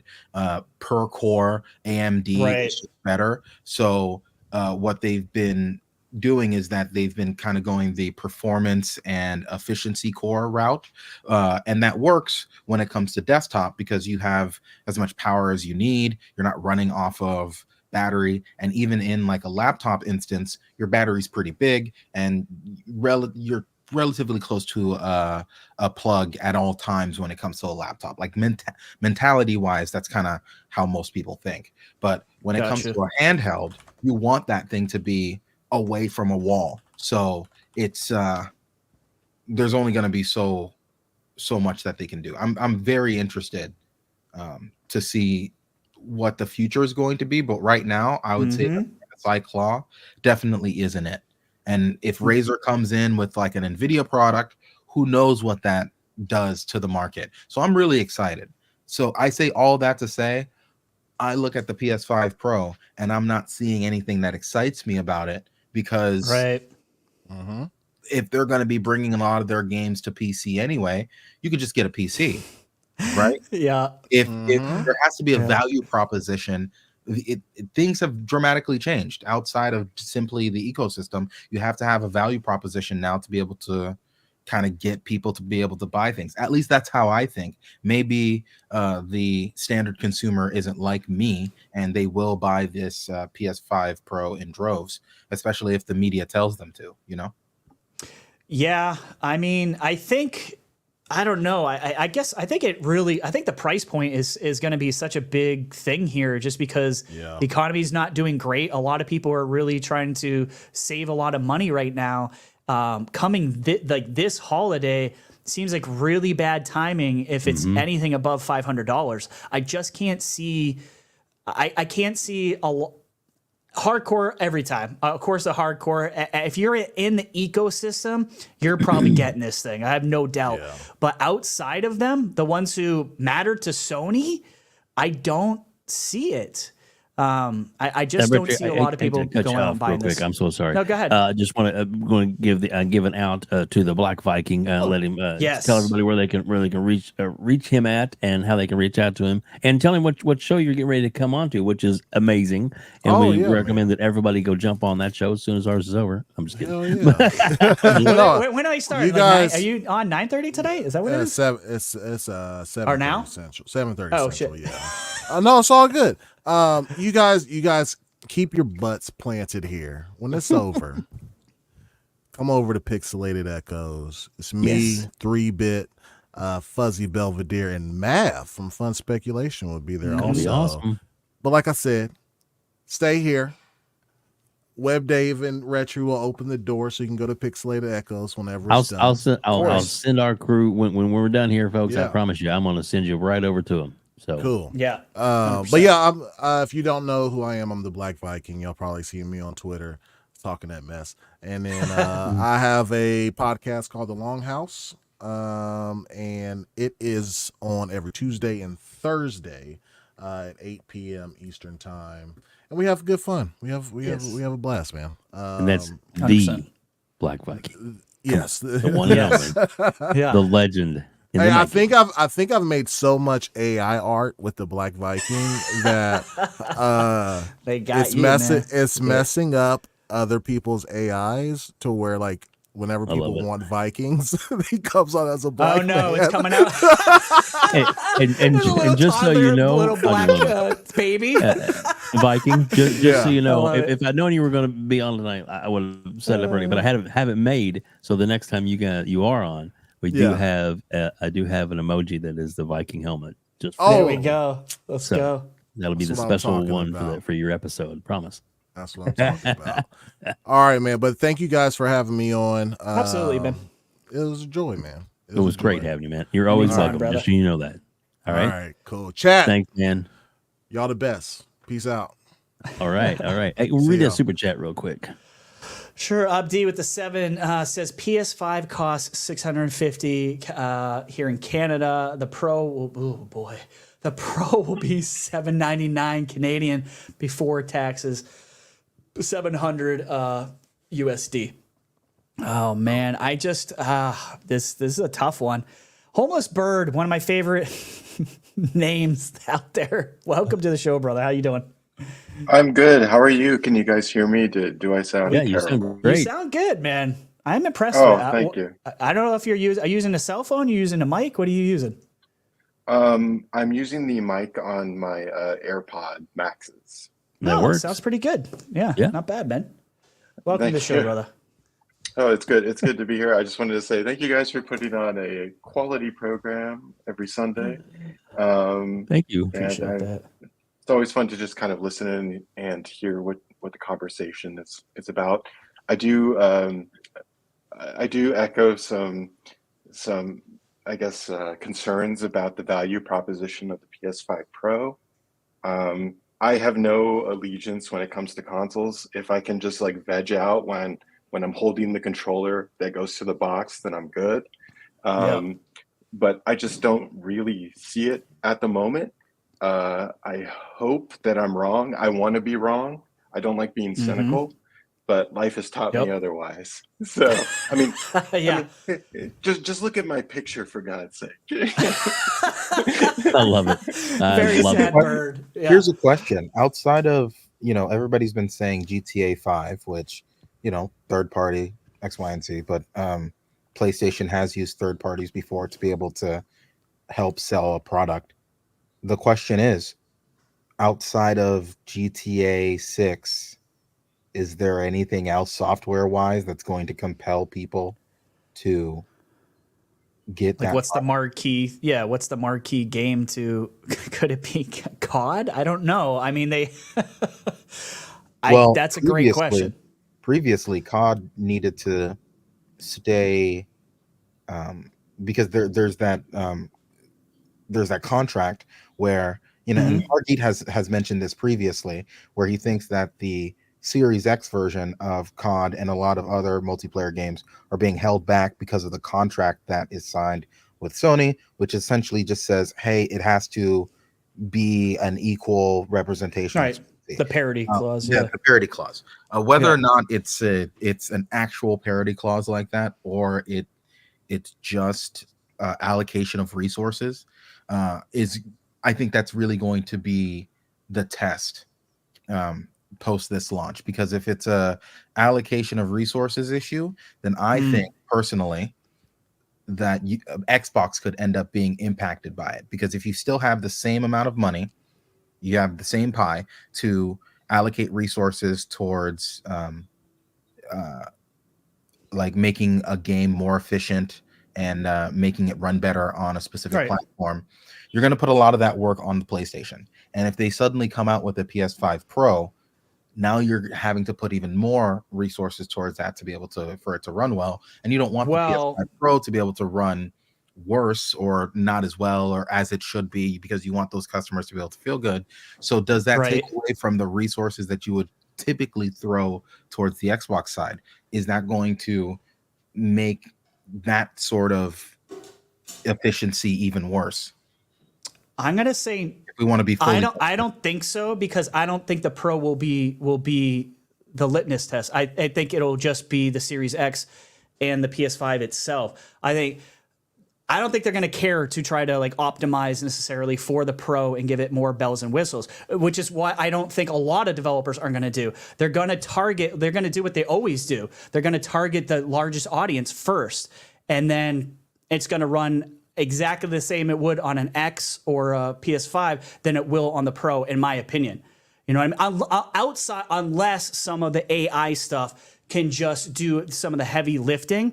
As a developer, I'm not giving two shits about the Pro. I will go to the standard, which is the Series X and PS5 myself. That's what I would do. And I think that's what most devs would do, because that's what they do normally, right? That's why there's always been issues with a lot of these developers programming and doing everything first for the PlayStation 5, just because there was more units of those versus Xbox. So I would imagine that they're going to do the exact same thing when the Pro is out. But I don't know. What do you guys think? Do you think they'll go above and beyond for the Pro? Anybody? Homeless Bird, WebDave? I really think it would be a compelling value proposition if that was the case. So currently, the only game that I can point at right now that I've been having some very weird like performance issues with is Banishers. It's a great game, but it has a lot of stuttering and some inconsistent frame rates. Now, if a unit like the PS5 Pro could shore up that performance and make that whole experience smooth and consistent, that would be a semi-compelling value proposition to me. However, that's a good point. That remains to be seen. So I'm cautiously optimistic, but I err on the side of being cynical. So time will tell, but I hope I'm wrong. So, I mean, you could be right on the AI side. The AI side could make those frame rates and the issues that you have go away. But I think on the development side, I don't think developers are going to change their habits. I don't think they're going to like restructure everything for the PS5 Pro. I'd imagine they will develop any new games coming out for the largest player base, which will be the 5 and the Series X at this point. But I mean, that's a great example of like at least value proposition for the PS5 Pro. If you know games that don't run great with steady frame rates are gonna run better there, maybe you would spend $600-$700 on it. I don't see it. You know what I mean? It's such a small, it's such a small, minute problem to fix. I don't see the masses going, yeah, this is worth it. You know what I mean? Who knows? I could be wrong. Maybe people are getting ready to trade in their PS5s right now. I honestly don't know. I mean, Bill Gates said that PlayStation owners will buy bricks. So maybe they will. Maybe they will. He said that themselves. Go ahead. You make a great point though too, right? And even despite these like stuttering issues and occasional performance drops, I'm enjoying my experience. So I don't necessarily see this more power, more this, more that being necessarily the most compelling value proposition to most people. So I'm puzzled, but again, optimistic, leaning cynical. But only time will tell at this point. Like, is there supposed to be like a flagship release or some sort of marquee title that will release in tandem with the title? I know the release date is sort of in question, but it's going to be November. Right. I mean, it's most likely going to be holiday. Yeah. From my understanding, the only games, first party wise, that may release between now and like March of 2025 are all probably going to be multiplayer games. Is there anything huge though, like that would come around the PS5 Pro? If third party, is there anything outside of we know Xbox has a good roadmap, but third party, I'm trying to think of anything that is just that is move the needle huge, and I can't think of it. Call of Duty before, but that's the only one I could think of. Call of Duty. Well, Microsoft is not going to suddenly make the PS5 Pro version better than the Series X version. Exactly. I just don't think that's going to happen. No. At no point can they make it a worse version, but they don't have to make it the best version on the planet. And I think that most if you look at on the PC side, the newest CODs can still run on like a 1060 Ti. Like as much crap as we give the Call of Duty team, that application runs extremely efficiently. Good point. Yeah. And so I just don't really know how much you're really going to be able to get, because the Series S can already play Call of Duty at like 120 frames a second. And that's a Series S. That's a little man. So if little man can do that, and the big boy can do that, and the PS5 can already do that, what are you going to do? Are you just going to have higher resolutions at 120 frames a second? Or that's what I think. Upscaling technology going to keep the resolution where you are, but it's just going to look better than it used to? Like, is it going to be a bump from right now we're using FSR most of the time. Right.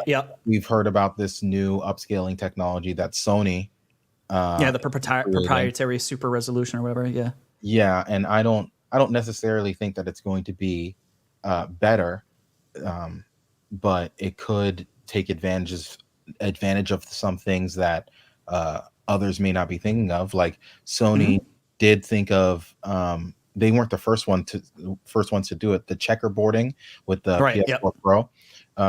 They weren't the first ones to do it. Technically, I think the first checkerboarding that we saw in a really, really big game was Quantum Break. But when they did checkerboarding on Quantum Break, Microsoft got a bunch of shit from it, specifically from Digital Foundry. They said it didn't look good. But when they did the same thing on the PlayStation 4 Pro, supposedly some sort of Mark Cerny magic made it look better. I'm not sure. Maybe I'm biased. He put his DNA directly into the game. Yeah, that's a good maybe point. maybe they have something like that underneath, behind their sleeve or something. So they can be like, hey, this super resolution thing that we're doing, it's going to be on a system level. So developers don't have to do anything. They can already keep things exactly the same, and it will just make it look better by itself. In the same way that like Microsoft did with the their stuff for FPS, the FPS Right. that Microsoft did. Now, obviously, Yes. that required a lot of work on their side. It wasn't like just automatic. But if PlayStation could come up with a feature set kind of like that, I could see that being a value proposition, because now it's like a GPU upgrade where all the games that you have automatically look better. They like, and they may not run better, because if they are targeting the PS5 and the code base isn't aware of the more throughput that it has and the more power that it has, if it doesn't have that inside of the code base, most likely it won't be able to take advantage of it.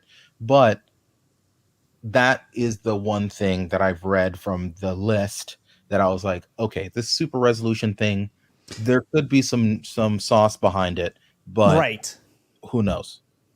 Yeah, I mean, you make great points there. Go ahead, Dave. No, definitely. I was going to say, let's read the super chat and then welcome KS. Yes.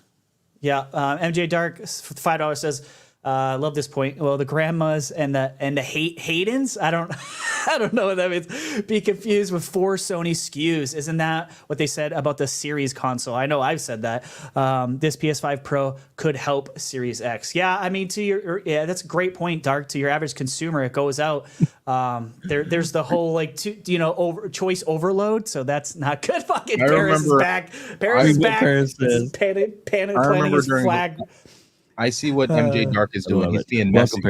During the launch of the Series X, a bunch of people were like, "Oh, will grandmas get confused about the Series X and Series S with the Xbox One S and the Xbox One X also being on store shelves?" Yes. Yeah, that's exactly what I think he's saying. I see what you're doing, MJ Dark. You're being messy, and keep going. Yeah.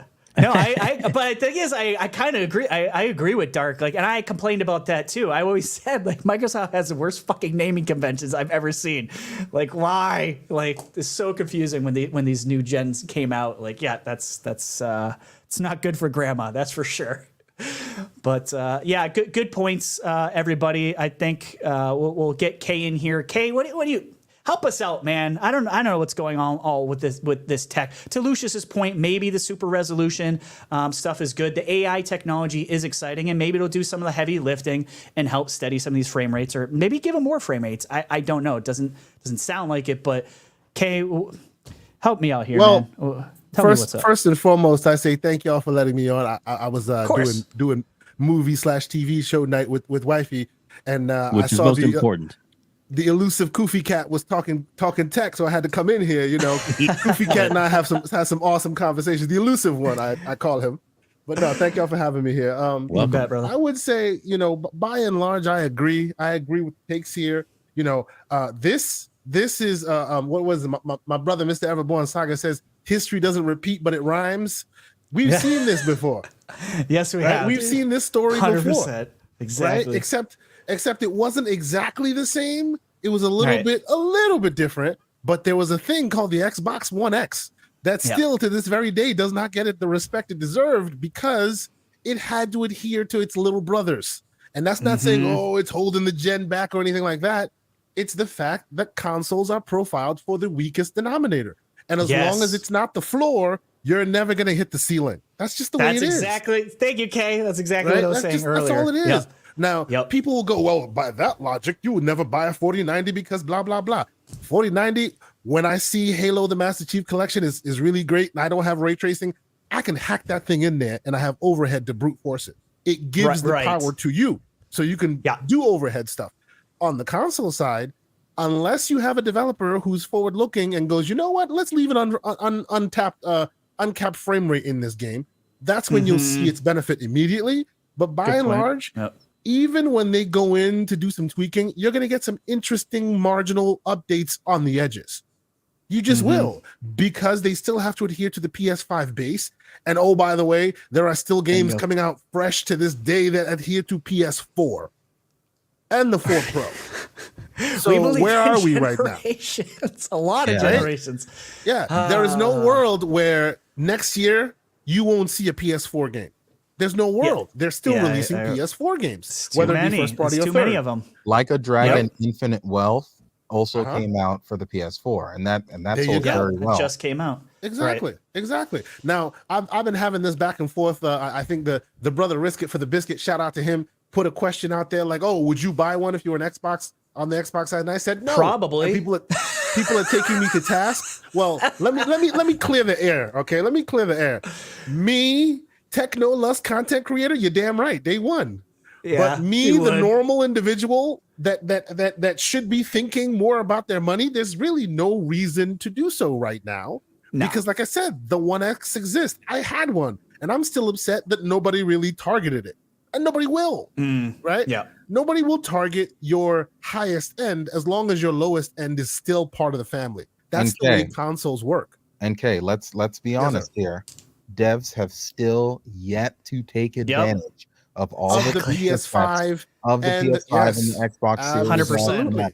And more specifically, if we want to get more granular about this, DirectX 12 came out over 10 years ago. There are games coming out today that are still DirectX 11 games. Yes, right? Absolutely. 100%. We have to start talking about the fact that developers are extremely behind. A lot of the tools that the developers use have not been updated yet. It was only up until recently that Unreal and Unity Microsoft both received kind of merged a little bit. 12 feature sets that have been outside of that framework for such a long time. And why is it that the engine makers did not incorporate those feature sets into their engines a long time ago? Once again, DX12 released over 10 years ago. DX12 Ultimate, which is the newest version, came out like 4 or 5 years ago, before the Series X even came out. So what are we even talking about here when I agree. Utilizing power when you aren't even utilizing the tools that will give you some of the more granular control that you need to really like take advantage of resources? Because so Koofy Cat, I hear you, and I agree with you. Let me give you some entertaining pushback. I say it's entertaining because I really don't believe this wholeheartedly, but there is a he just wants to play devil's advocate. There is a talking point to here, right? Like right now, right? We all know that Lumen and Nanite and Unreal, it's the big talking point. Lots of tools being used there, right?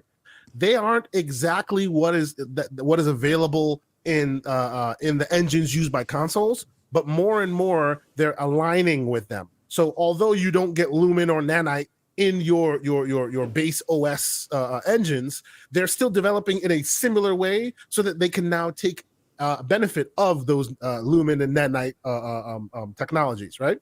Yeah. Similarly, when the series when the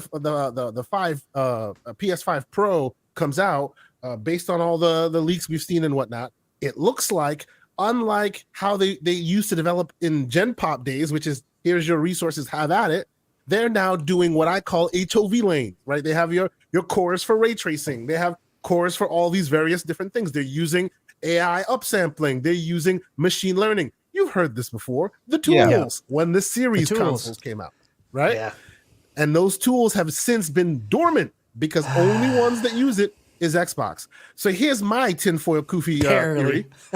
Ultimately, this could work out in Microsoft's favor, because if you're going down that path, right? It's true you're not going to be doing it the exact same method that PlayStation does it, but you're still using like as an example of like primitive shaders versus the higher level shaders versus mesh, higher level mesh shaders that was used in, for example, Alan Wake 2. Exactly. See, the Koofy knows what I'm talking about. Yeah. Since you're going down that path, you will then spend the time and effort needed to do the primitive shaders because PlayStation supports that, while the others that support the higher level shaders get that.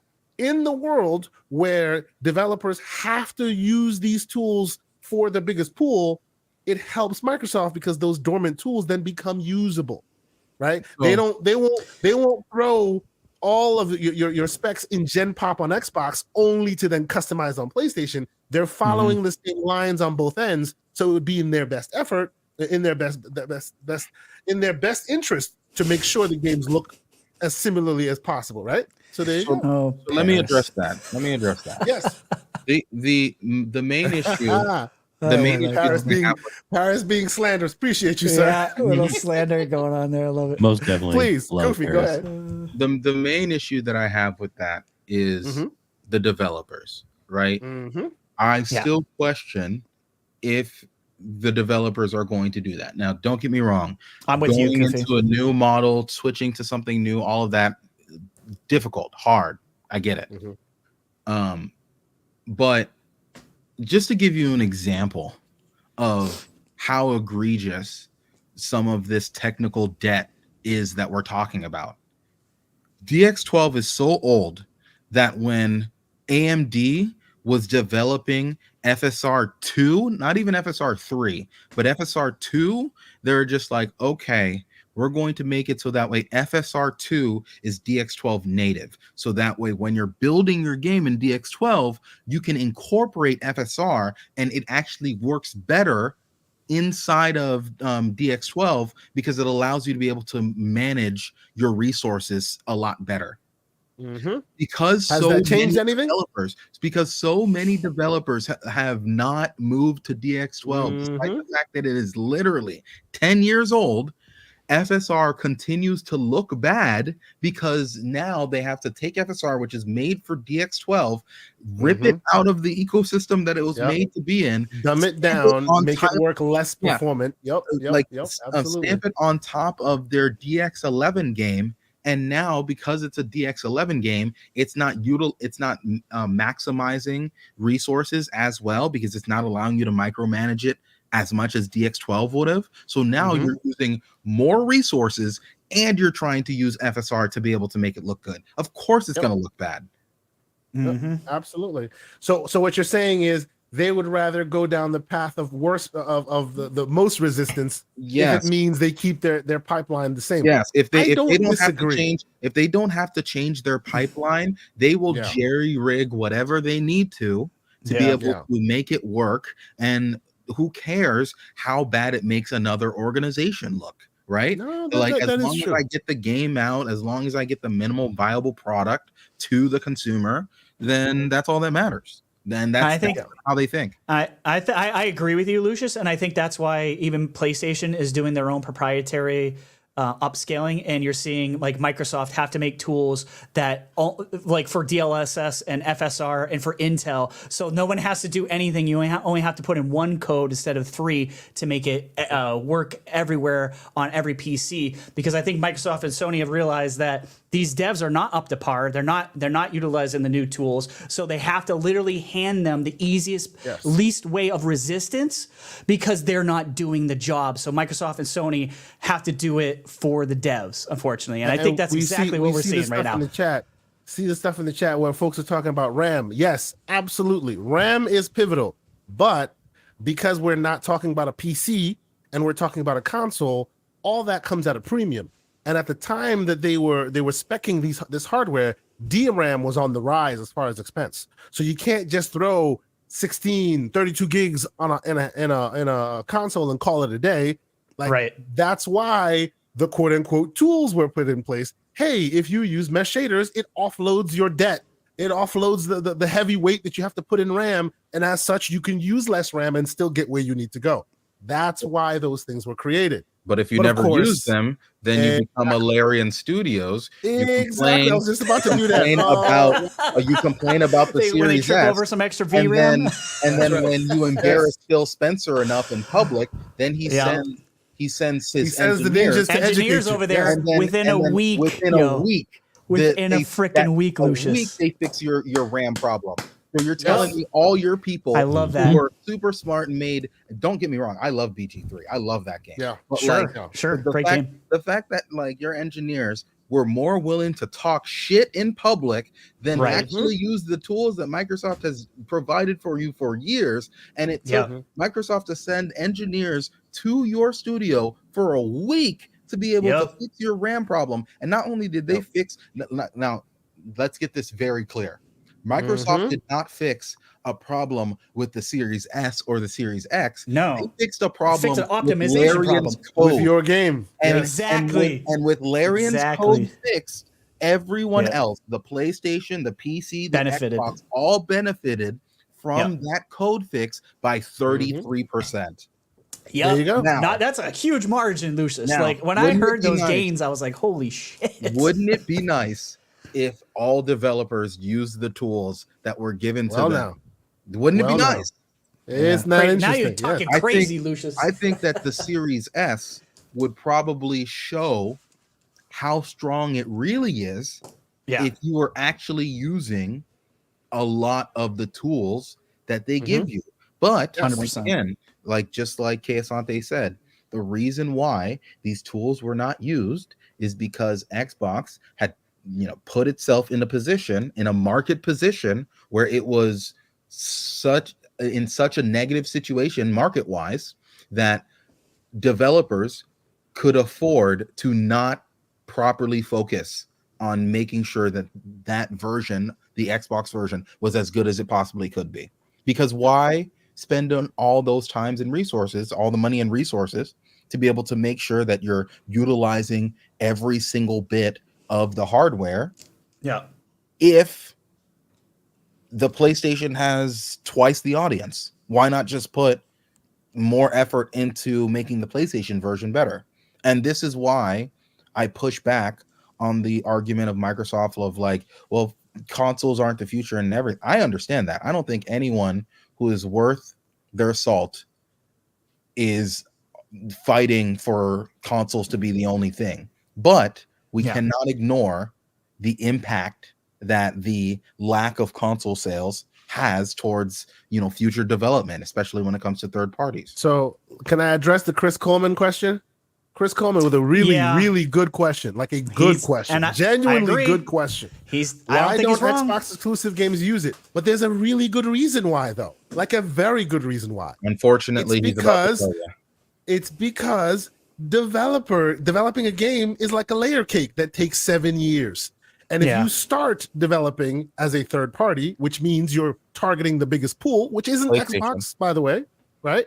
And then into a 7-year development cycle, you're at year 4, and now you become a first party. What do? Throw the entire 4-year layer cake away? No, you don't. You just continue on doing what you were doing and hope for the best. Yeah, you can't add mesh shaders that late. His point, exactly. DRS that late. You can't. His point being that Hellblade 2, being the first one, is a very out point because that's the first and only game that has been incubated under Microsoft in this first party from the realm. get-go. Starfield, and here's where you throw the virtual tomatoes at me. I've said it before. Starfield, PlayStation 5 game. That's what that is. Yeah. It may or may not see PlayStation 5, but it's a PlayStation 5 game. It was built as Didn't such, release on and that's the PlayStation 5, reason. but was held back by the PlayStation 5. There you go. Yeah, that's the reason why the Series S and X don't do 60 frames, because it was built for the other guy, right? Yeah. If it was built for this guy, it wouldn't run it first because they would have used mesh shaders as their beginning of the process. It's the same reason you're not going to see a lot of benefits from the PS5 Pro outside of any AI technologies that do all the heavy lifting. Outside of that, I don't think you're going to see much of a difference for years. I think the combination of mesh shaders and just based off of my understanding of the technology, right? The combination of mesh shaders and variable rate shading, those two things alone would just significantly save on so much RAM, because if those two technologies were the standard, like the Series S would be the greatest machine you've ever seen. Yes, because it's only rendering exactly where you're looking. And as long as the hard drive is fast enough to be able to push all the information where it needs to, which it actually doesn't need to be that fast when you use direct storage with another tool, right? Once you start using these tools back to back to back to back, they have this compounding effect on each other where you're originally getting okay, maybe I'm getting 40 frames a second on this thing, to okay, I'm now getting 60 FPS and I can put features up. I can increase the shadows, because that's no longer an issue anymore, because shadows are something that typically just takes up so much RAM. But when you have variable rate shading and you have mesh shaders, those two combined will save at least 40% from your like RAM allocation for that feature alone. Yep. Sure. Absolutely. Yeah. Absolutely. So yeah, that's why we say, that's why you hear a lot of us speak with context, because yes, you know, you can say that. And as a consumer, you have every right to say that, right? Hey, why aren't they doing it? But it's because most of them weren't theirs until like 5 minutes ago, relatively. Yeah. And that's why I say gamers have very short memories. This literally happens and will happen every generation from now on to the end of time. It takes years for these tools to actually be used properly. Here's many the question. years. Well, as a consumer, right? Why should I give a damn? You shouldn't. Because I agree with you, Lucius. They sold you a bill of goods that you didn't get. Exactly. Period. They sold me a bill of goods. I'm 100% with you, Lucius. This is why I said yesterday, I do not believe the hype. Do not believe the marketing. They're already using different metrics for RAM on purpose because the number looks better. It's the same thing that TV manufacturers did with contrast ratios when they started making up their own bullshit numbers. They're just trying to, the higher number looks better to any consumer. It's marketing 101. Do not fucking trust these guys. PlayStation Let had the 8K games on the box. talk for itself. I'm sorry, say it again. PlayStation had 8K on the box. That's just a my reminder. that's my point. So did the That's Xbox. So then the Xbox, which as I said yesterday, and everyone came at me. So then the Xbox. But yes, Although- do not trust anybody. You didn't have To 8K be on the box? fair, it had 8K on the Yes. box. I asked. I Yeah, can- the I can Xbox, get it right now. But to be fair, when they said that, they didn't mean 8K rendering. It No, meant it's streaming, 8K right? compatible to TVs. So if you have an 8K TV and you plug this thing in, it will still show you picture, right? But of course, Yes. they said that in small print, so it sounds like, oh, they're rendering at 8K. I think The Tourist is the only game that ever rendered at 8K. And I don't even think forgot it about that. rendered at full 8K. I think it rendered at 6K for the series. Right, and it was upscale. True. Yeah. True. Yep. Spartan661 with the $10 says Xbox had no choice but to buy devs because of the Sony clause contracts. Xbox has the best value ecosystem. Agreed. Phil had to make a stand, and Satya Nadella granted his wish. Development will progress tech.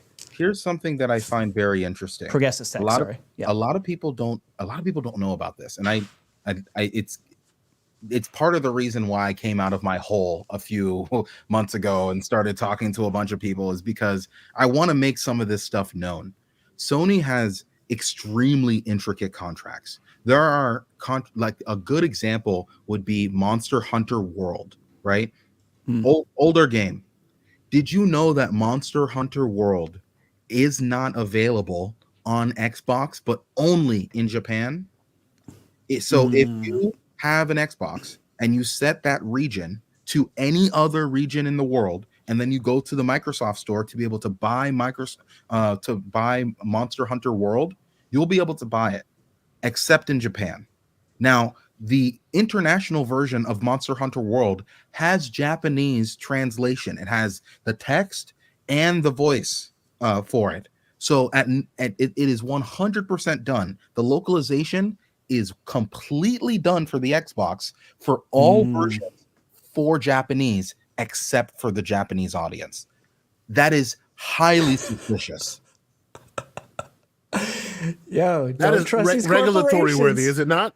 That is That's a Tuesday. investigation worthy, right? It requires some eyeballs to look at stuff like that. Those are some shady business practices. A dev recently said, like it was a much smaller dev, recently talked about certain legal things that got in their way when it came to releasing a game on Xbox in Japan. Now, Jez Corden was supposed to kind of hunt down what that dev meant, but I think after saying that online, I need to find out who said this, but they're just like, hey, there are some legal things kind of getting in the way for us to be able to make an Xbox version in Japan specifically. Jez tried to find that. They gave him the cold shoulder. They stopped getting in contact with him, and they deleted that post on Twitter. And I was like, what legal frameworks would stop you from being able to bring a An game. NDA.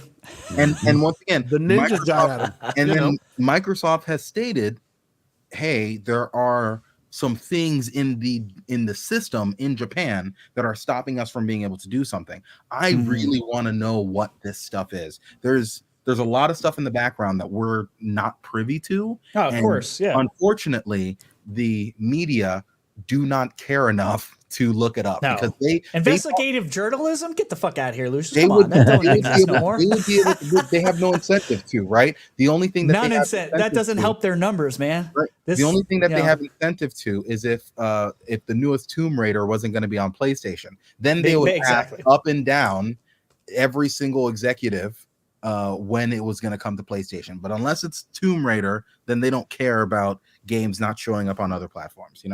100%, Lucius. Double standard, brother.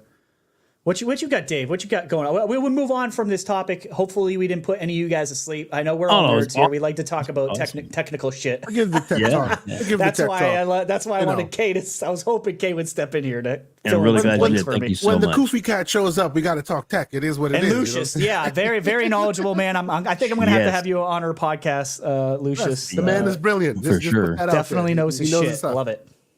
100%. Yeah, and man, it's this has been an awesome night. We're probably just gonna touch on one more little thing. It's more hypocrisy than anything. But I need to say, after this, I have to say one more thing because I'll get crucified if we don't talk about Palworld. At least the conspiracy. Oh, of course, that's fine. And also, Homeless Bird, anytime you want to say anything, man, just jump in. I know it's sometimes like me, I sit back and just enjoy the conversation, but you are welcome to jump in. So don't hesitate, okay? So. You can jump in on this one. This is an easy one. Please do. It's all good and appreciated between Mr. Augustus, Kay Asante, and the esteemed panel. You guys seem to have everything covered, so I'm going to go ahead and bow out. Thank you for having me. And thank you so much for joining us, man. Love and you, hopefully brother. we'll get to do this again in the future. All right. Great job, man. Thank you. Definitely come back, man. 100%. All right. Bye now. See you, bud. Bye, buddy. I love that name. All right. I'm so easily entertained, but such a nice guy too. He's a good dude. I'm gonna play this little clip. It's a real short little clip, but the hypocrisy just oozes from this. And then we'll go on to Palworld. Less is more in an ecosystem where 15,000 games a year come out. You're right. I say you really want to pop personally. Use that meteor from space explosion that a PlayStation Studios game demands and make sure that hits every time. That's much more important than more games. No. We don't need more games. We need fewer games. Not from PlayStation necessarily, but just generally. Less is more in an ecosystem where 15,000 games a year come out. Yeah. All right. Probably would have said that if there were 50,000 games coming out from PlayStation. But there's not. There's fucking zero games coming out. He made fun of Xbox in 2022 for not having any games. So he's definitely he's cherry picking his stuff here. I don't. Here's the thing. God, I hate myself for even saying this. I don't necessarily disagree with the quality over quantity, but when your quantity is zero, that's not a fucking good year in gaming. Zero. For you. Like when your quantity is zip, because articles are out there saying that they're holding back their games because they want to utilize the PlayStation 5. Well, maybe they're holding them back because they know the Pro exists. I don't know, but bullshit to all of that. I don't believe any of that. I think COVID happened. Games came out early. It worked out better it worked out better for the PlayStation 5. It didn't work so good with COVID for the Xbox. But now we're seeing the complete 180 flip of COVID and what happened where PlayStation got all their games up front, and now how the turntables, as they say from The Office, the tables have turned. Now we're seeing Xbox unstoppable with the amount of IPs, and we see PlayStation guys. This is why I don't understand why any PlayStation guys would ever watch Colin with being this disingenuous. Just take it on the chin, dude. We were out here podcasting 2022 going, this ain't great, man. This sucks. As a matter of fact, Phil said it sucked. So, but y'all want to cope. But go ahead, guys. You can talk about the Colin thing. That's here's my a super piece. chat real quick. Read it real quick. Super chat. Oh, sure. Gamer by Choice with the $2 says Colin is not wrong. He is just hypocritical. Fair enough, gamer. Fair enough. I like that. But I will quickly note that I put it in the private chat right now. He's not the only one spinning that line of ridiculousness. Yeah, I want to like, bring that up too. It's hilarious. A few quick headlines. One saying Sony have no games left in 2015. This is in 2015. Yes, that's genius. Says a review, right? And then his screen rant. Here's why PlayStation PS5's lack of first-party exclusives in 2024 might be a blessing in disguise. I'm like, yes. That's the one. That's the one I was just making fun of when they were in that article. Kay, they were talking about they're just holding back to get every juice out of the PS5, squeeze every little thing. But we were just talking about Lucius and how none of these guys are using it. Their excuse for none of these games coming out is that they're holding back because they're trying to, get everything out of the PS5 as they possibly can. Are you fucking kidding me? It is hilarious. The pretzeling is just amazing to see. Yeah. The contortion going on over here is next level contortion. And yet it's unreal. We are being gaslit by these people telling us that there's no bias, that there's no issue anywhere, that there's no I won't hear that. Facts, and that we're bullshit. That we're crazy. But when you're writing things like this, when you're making excuses for things like this, when Pentiment comes to the PS5 and Nintendo Switch and are rated higher than the Xbox version, literally the same game. It is. You could make the claim that, hey, at least with Sea of Thieves, the Sea of Thieves that was like released in like 2013 or whatever, like whenever it was, like that is a very different game than the Sea of Thieves now. Sure, you can make that argument. But Grounded and Pentiment are the exact same games. Hey, you know why I rated higher? These inline sticks just feel so good in my hands. The offset and it just ruins my thumbs. I don't know, man. It's their ability to blow into the controller. Now I just feel like saying pause, but okay. Yeah, you're right. Their controller really blows. Battery life does. That's for damn sure. Amen. Oh, shit. Yeah. I don't know. Dave, you got anything you want to add to the ridiculousness that is Colin? And people ask me why I don't like Colin. That's why. Yeah. It drives me nuts. Yeah. Gosh, I wish you'd consent to an interview. Anyway, but yeah, let's get on to Palworld so we can wrap this puppy up. Sure. There's other great things going on tonight too. Yeah, absolutely. Let me click on this. So the boss of Palworld, developer Pocket Pair, has said the company can't handle the massive profits the game has generated. What a great problem to have. Exactly. Palworld launched in January and overnight became one of the biggest games in the world, setting records not only on Steam, but on Xbox Game Pass, where it is the biggest third-party game launch ever for Game Pass. So far, the $30 Pokemon with guns, crafting, and survival game has seen an incredible 25 million players, with 15 million copies sold on Steam and 10 million players on Xbox. Not too shabby. Speaking in an interview with Bloomberg, Pocket Pair boss Taruko confirmed Palworld cost less than $7 million to make and has made tens of billions of yen in profit. For context, 10 billion yen is around $67 million. He said it's an amount that is just too big for the studio with our size to handle. Who later clarified he has no intention of expanding or offering shares in the company. Rather, he wants Pocket Bear to remain small. It's currently about 55 people. Started off about 10 on that game, by the way. Mizobi said he's open to a partnership or acquisition. This is kind of where I'm going, but insisted he has not started buyout talks with Microsoft. I find it funny that he even has to say, I haven't started buyout talks with Microsoft yet. Perhaps more pressing, Pocket Pair is in talks to bring Palworld to more platforms, suggesting a potential PS5 and Nintendo console release in the future. I just thought this story was fun. I love acquisition talk because every time an acquisition happens, I save money in Game Pass. So it always makes me happy. But and hey, it's a Japanese, it's an Eastern developer. We know that Microsoft is lacking in that regard. Do you guys think, I'll start with UK, do you think there's any chance that Microsoft would be looking at getting someone like Pocket Pair? It's a small team, 55 people, great success. I don't know how much it would cost, but I can't imagine it would cost a crazy amount of money for Xbox to acquire a studio like Pocket Pair. But am I just crazy? Let me know your thoughts on this whole story here. So, and a Microsoft of an older time, a Microsoft of a different vision, I could see would scoop them up immediately. But the Microsoft, the post ABK Microsoft, the hey, we don't see these guys as our competitors anymore, Microsoft, we don't have to fight on the battlefield, we own the whole planet, Microsoft. I don't think they see that as something they should go for.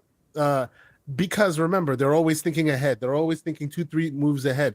If you go and scoop up all these small guys, that is something that can also be used against you later.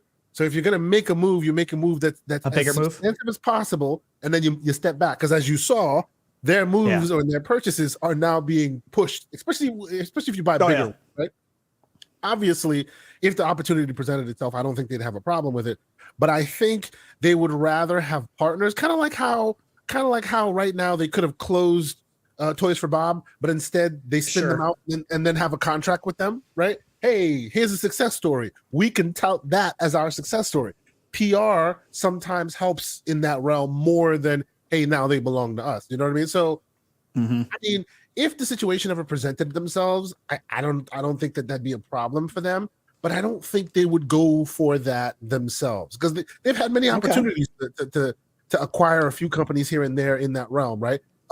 Like you have not heard anything about them acquiring something like a Crystal Dynamic or something like that, and that'd be the first priority. Because of those partnerships, you're saying it's very similar. They have partnerships.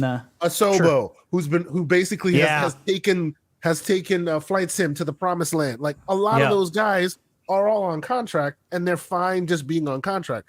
I think the new Microsoft that's trying to become an ecosystem rather than just a delivery tool for selling games sees beyond that, and they want to have partners. And when you start buying up certain people on the field, they start looking at you like a competitor, and they don't want that anymore. You know what I mean? I think that may be why you won't see that happen. Not to say they won't buy anything, but I think you won't see that happen willy-nilly anymore as it possibly used to. Like way more strategic. Like we saw the list that they had from the FT, like during the court cases and whatnot, and obviously we saw like publishers like Sega on there. So you're like, if I'm gonna do, and I love Palworld. I would love to get Pocket Pair. I would love another Jap because I adore that game. It's my game of the year.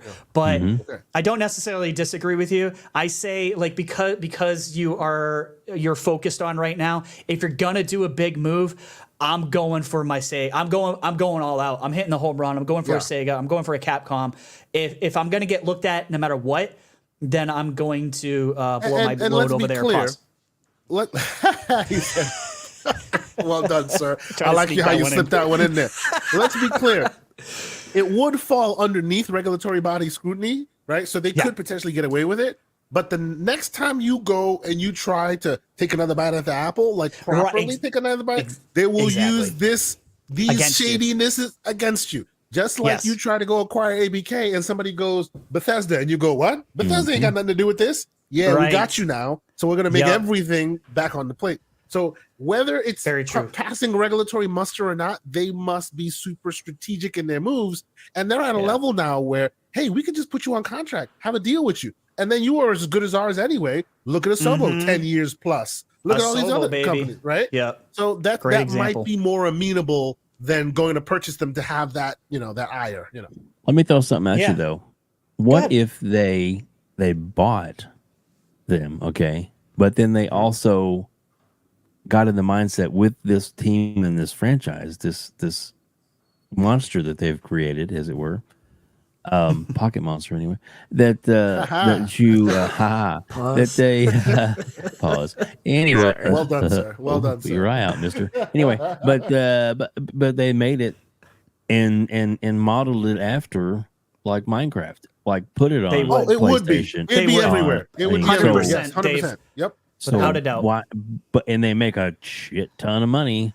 Right. See, but the problem there again, is while your Sony won't get upset, while all this won't get because they're going everywhere.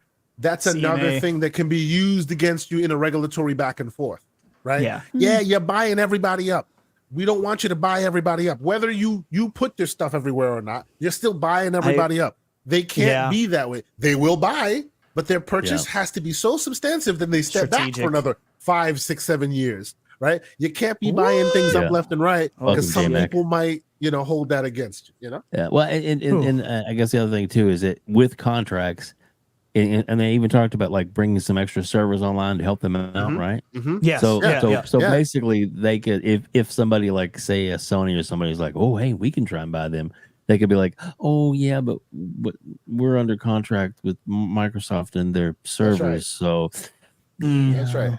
Hey, you servers don't change anything because one of the greatest games on the PlayStation side, one of the greatest ones, is running on Azure servers, and that is Helldivers 2. So there we go. Facts, 100%. Making some money. Gamer by choice with the $5 says the more games released, more option gamers have, and makes getting needed sales for profit more difficult unless your game hits.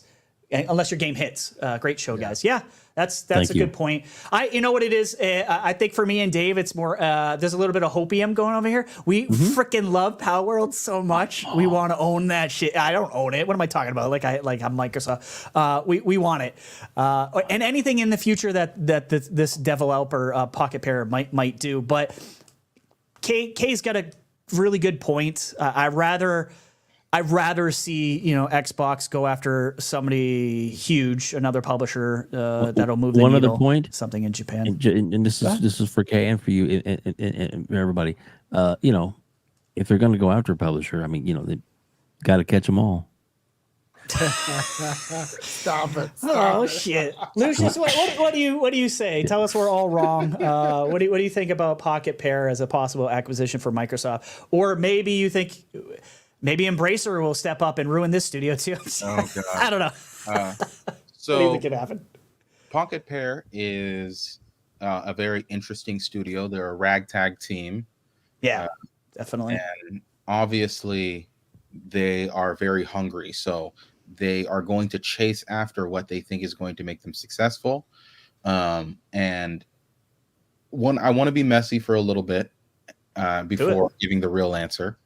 The messiness will be all the journalists that had such a huge problem with Palworld and made fake articles about AI art that didn't exist, and so threw accusations of plagiarism at the studio, and then also caused a huge amount of hatred towards that studio because of these things that they were saying, thus causing death threats being sent towards that studio. And let's remember, all of that happened because journalists were the ones who were pushing that, not because of like random people, right? Sure. Will these same journalists be completely okay with the game when it comes out for Xbox or when it comes out for PlayStation, right? Right. Yeah. When it comes out for PlayStation, will they suddenly, this ire, will it disappear? Will IGN do what they did for the Xbox version and like review it despite the fact that the game is in game preview? And mind you, when you review a game, Metacritic doesn't allow you to be able to resubmit new numbers. So like an updated, so that Xbox score is there forever because IGN wanted to do that, right?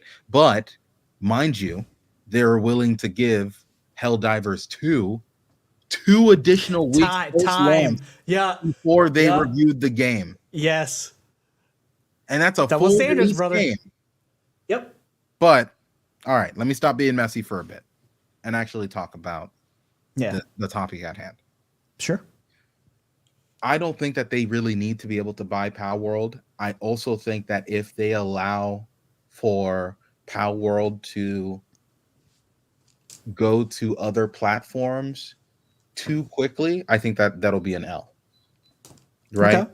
I think that we know this for a fact. The only reason why Palworld is on Xbox was kind of a last minute deal, right?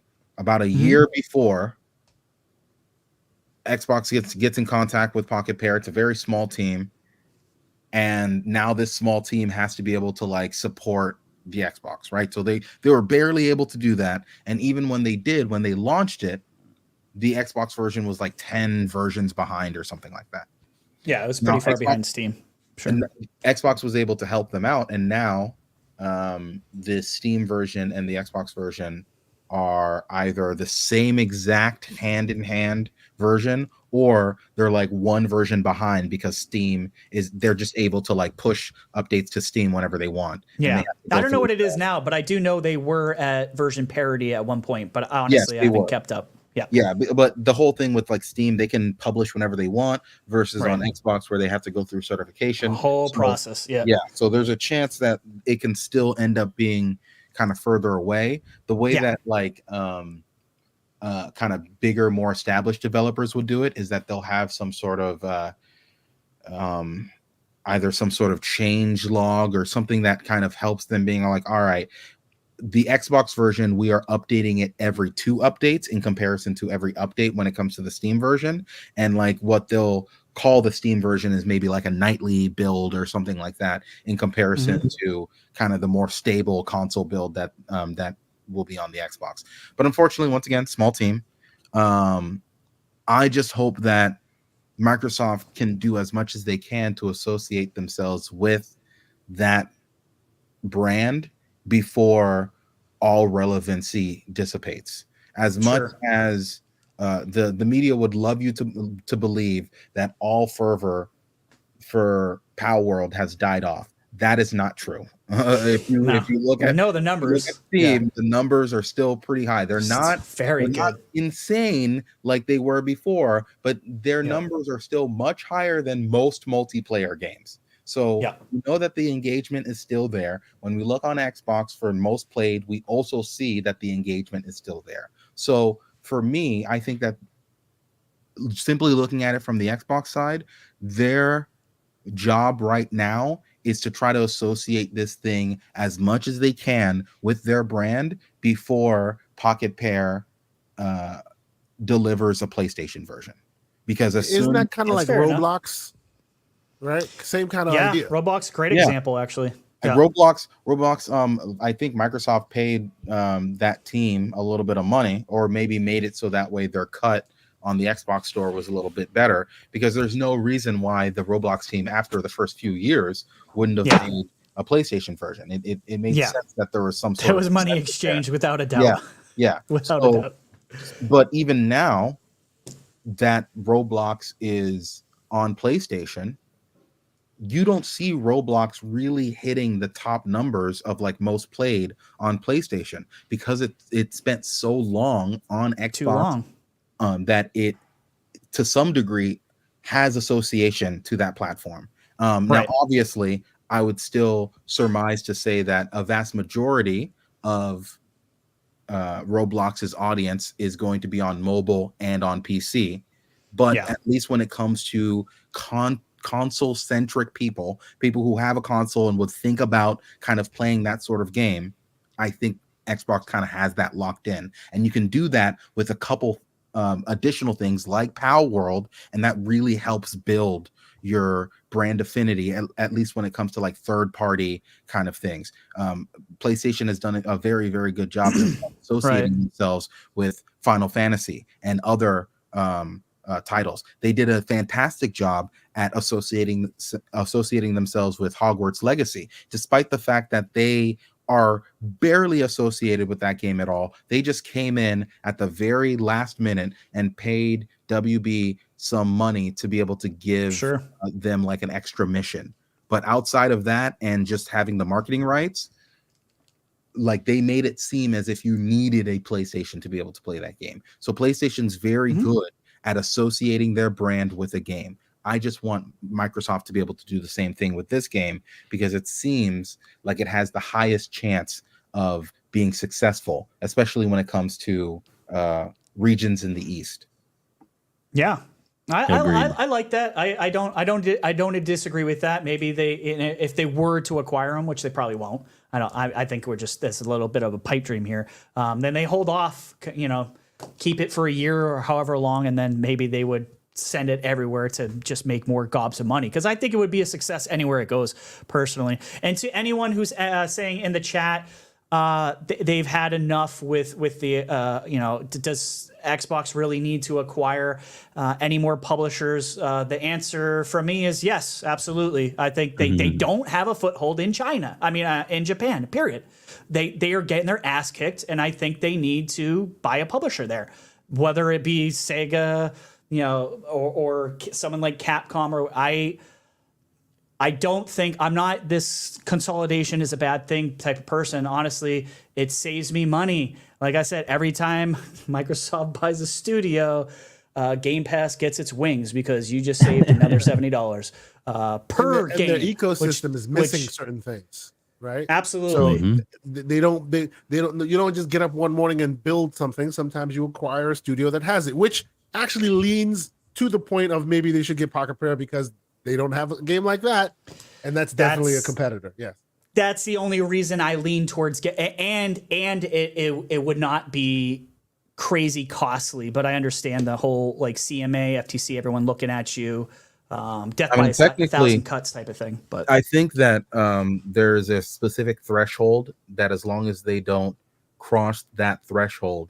Like a certain amount of money, which is different in every single country, by the way. Yes, so I think in it's America, not 1 billion here and 2 billion. Like it's different everywhere. So in America, I believe it's $250 million.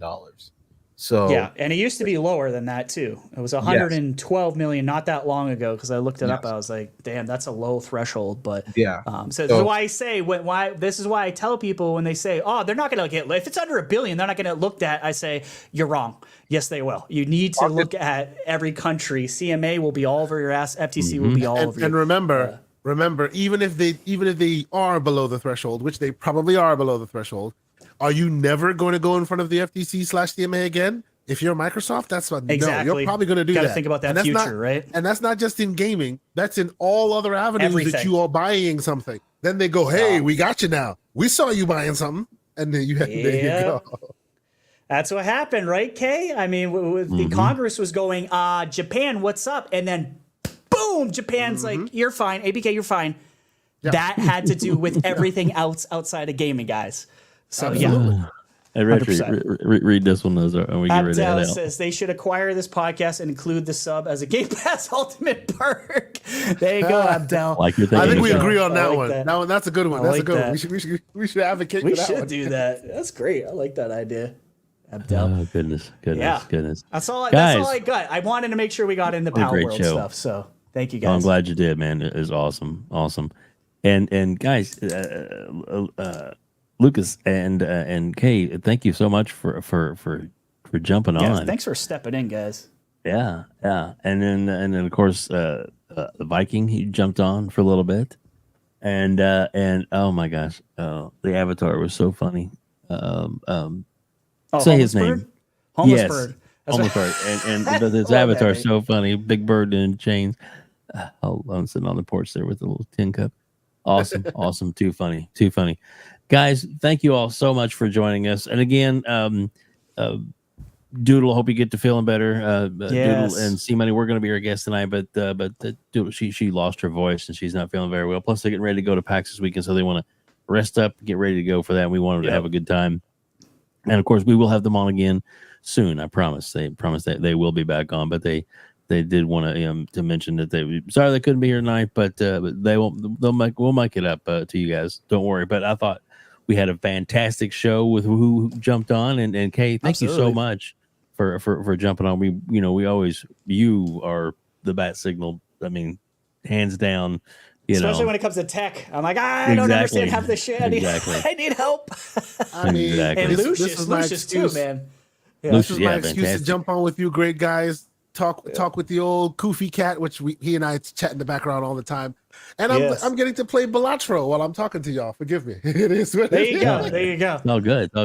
And I'm going to drop this into the chat. This is the link to 3 Bits and Fuzzy's show. but they don't have it set up to where I can actually send everybody over. You have to actually set that up.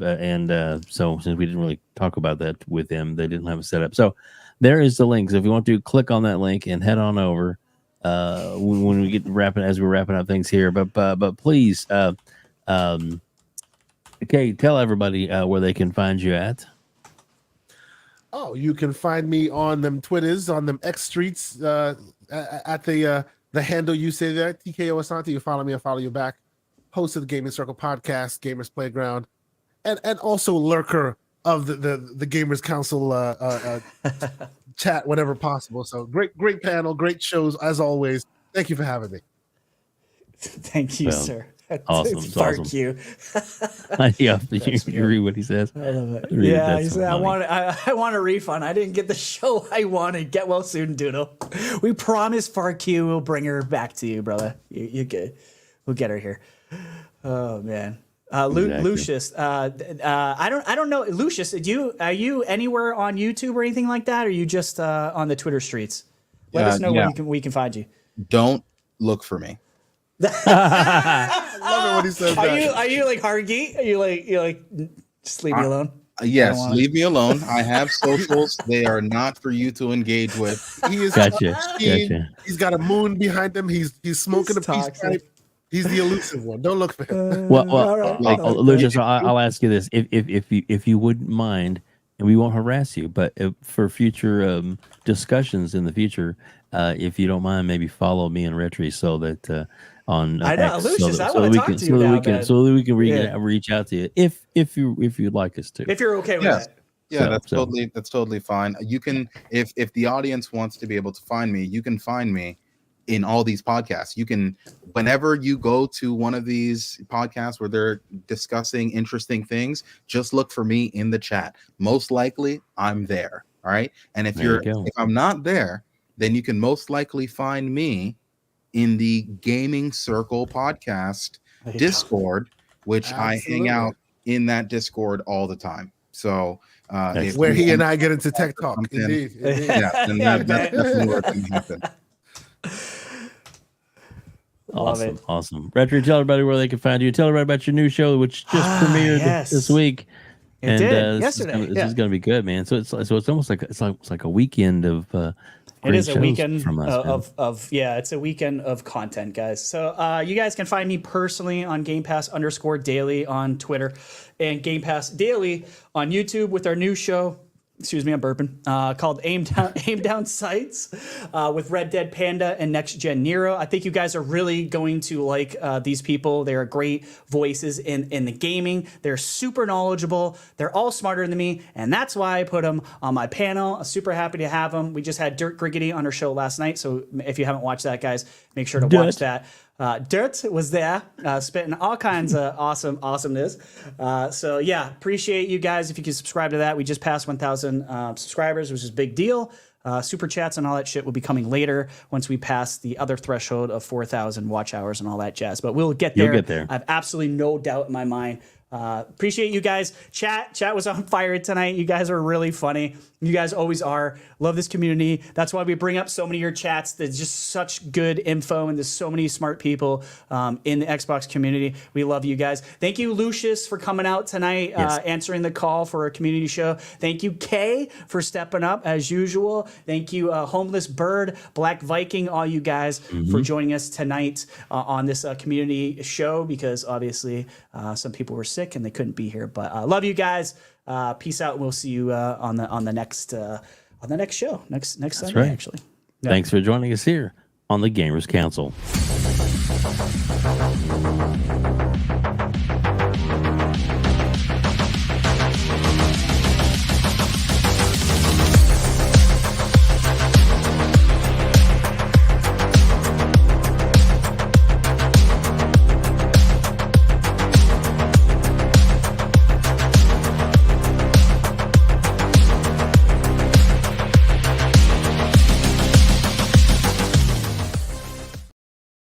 Game over.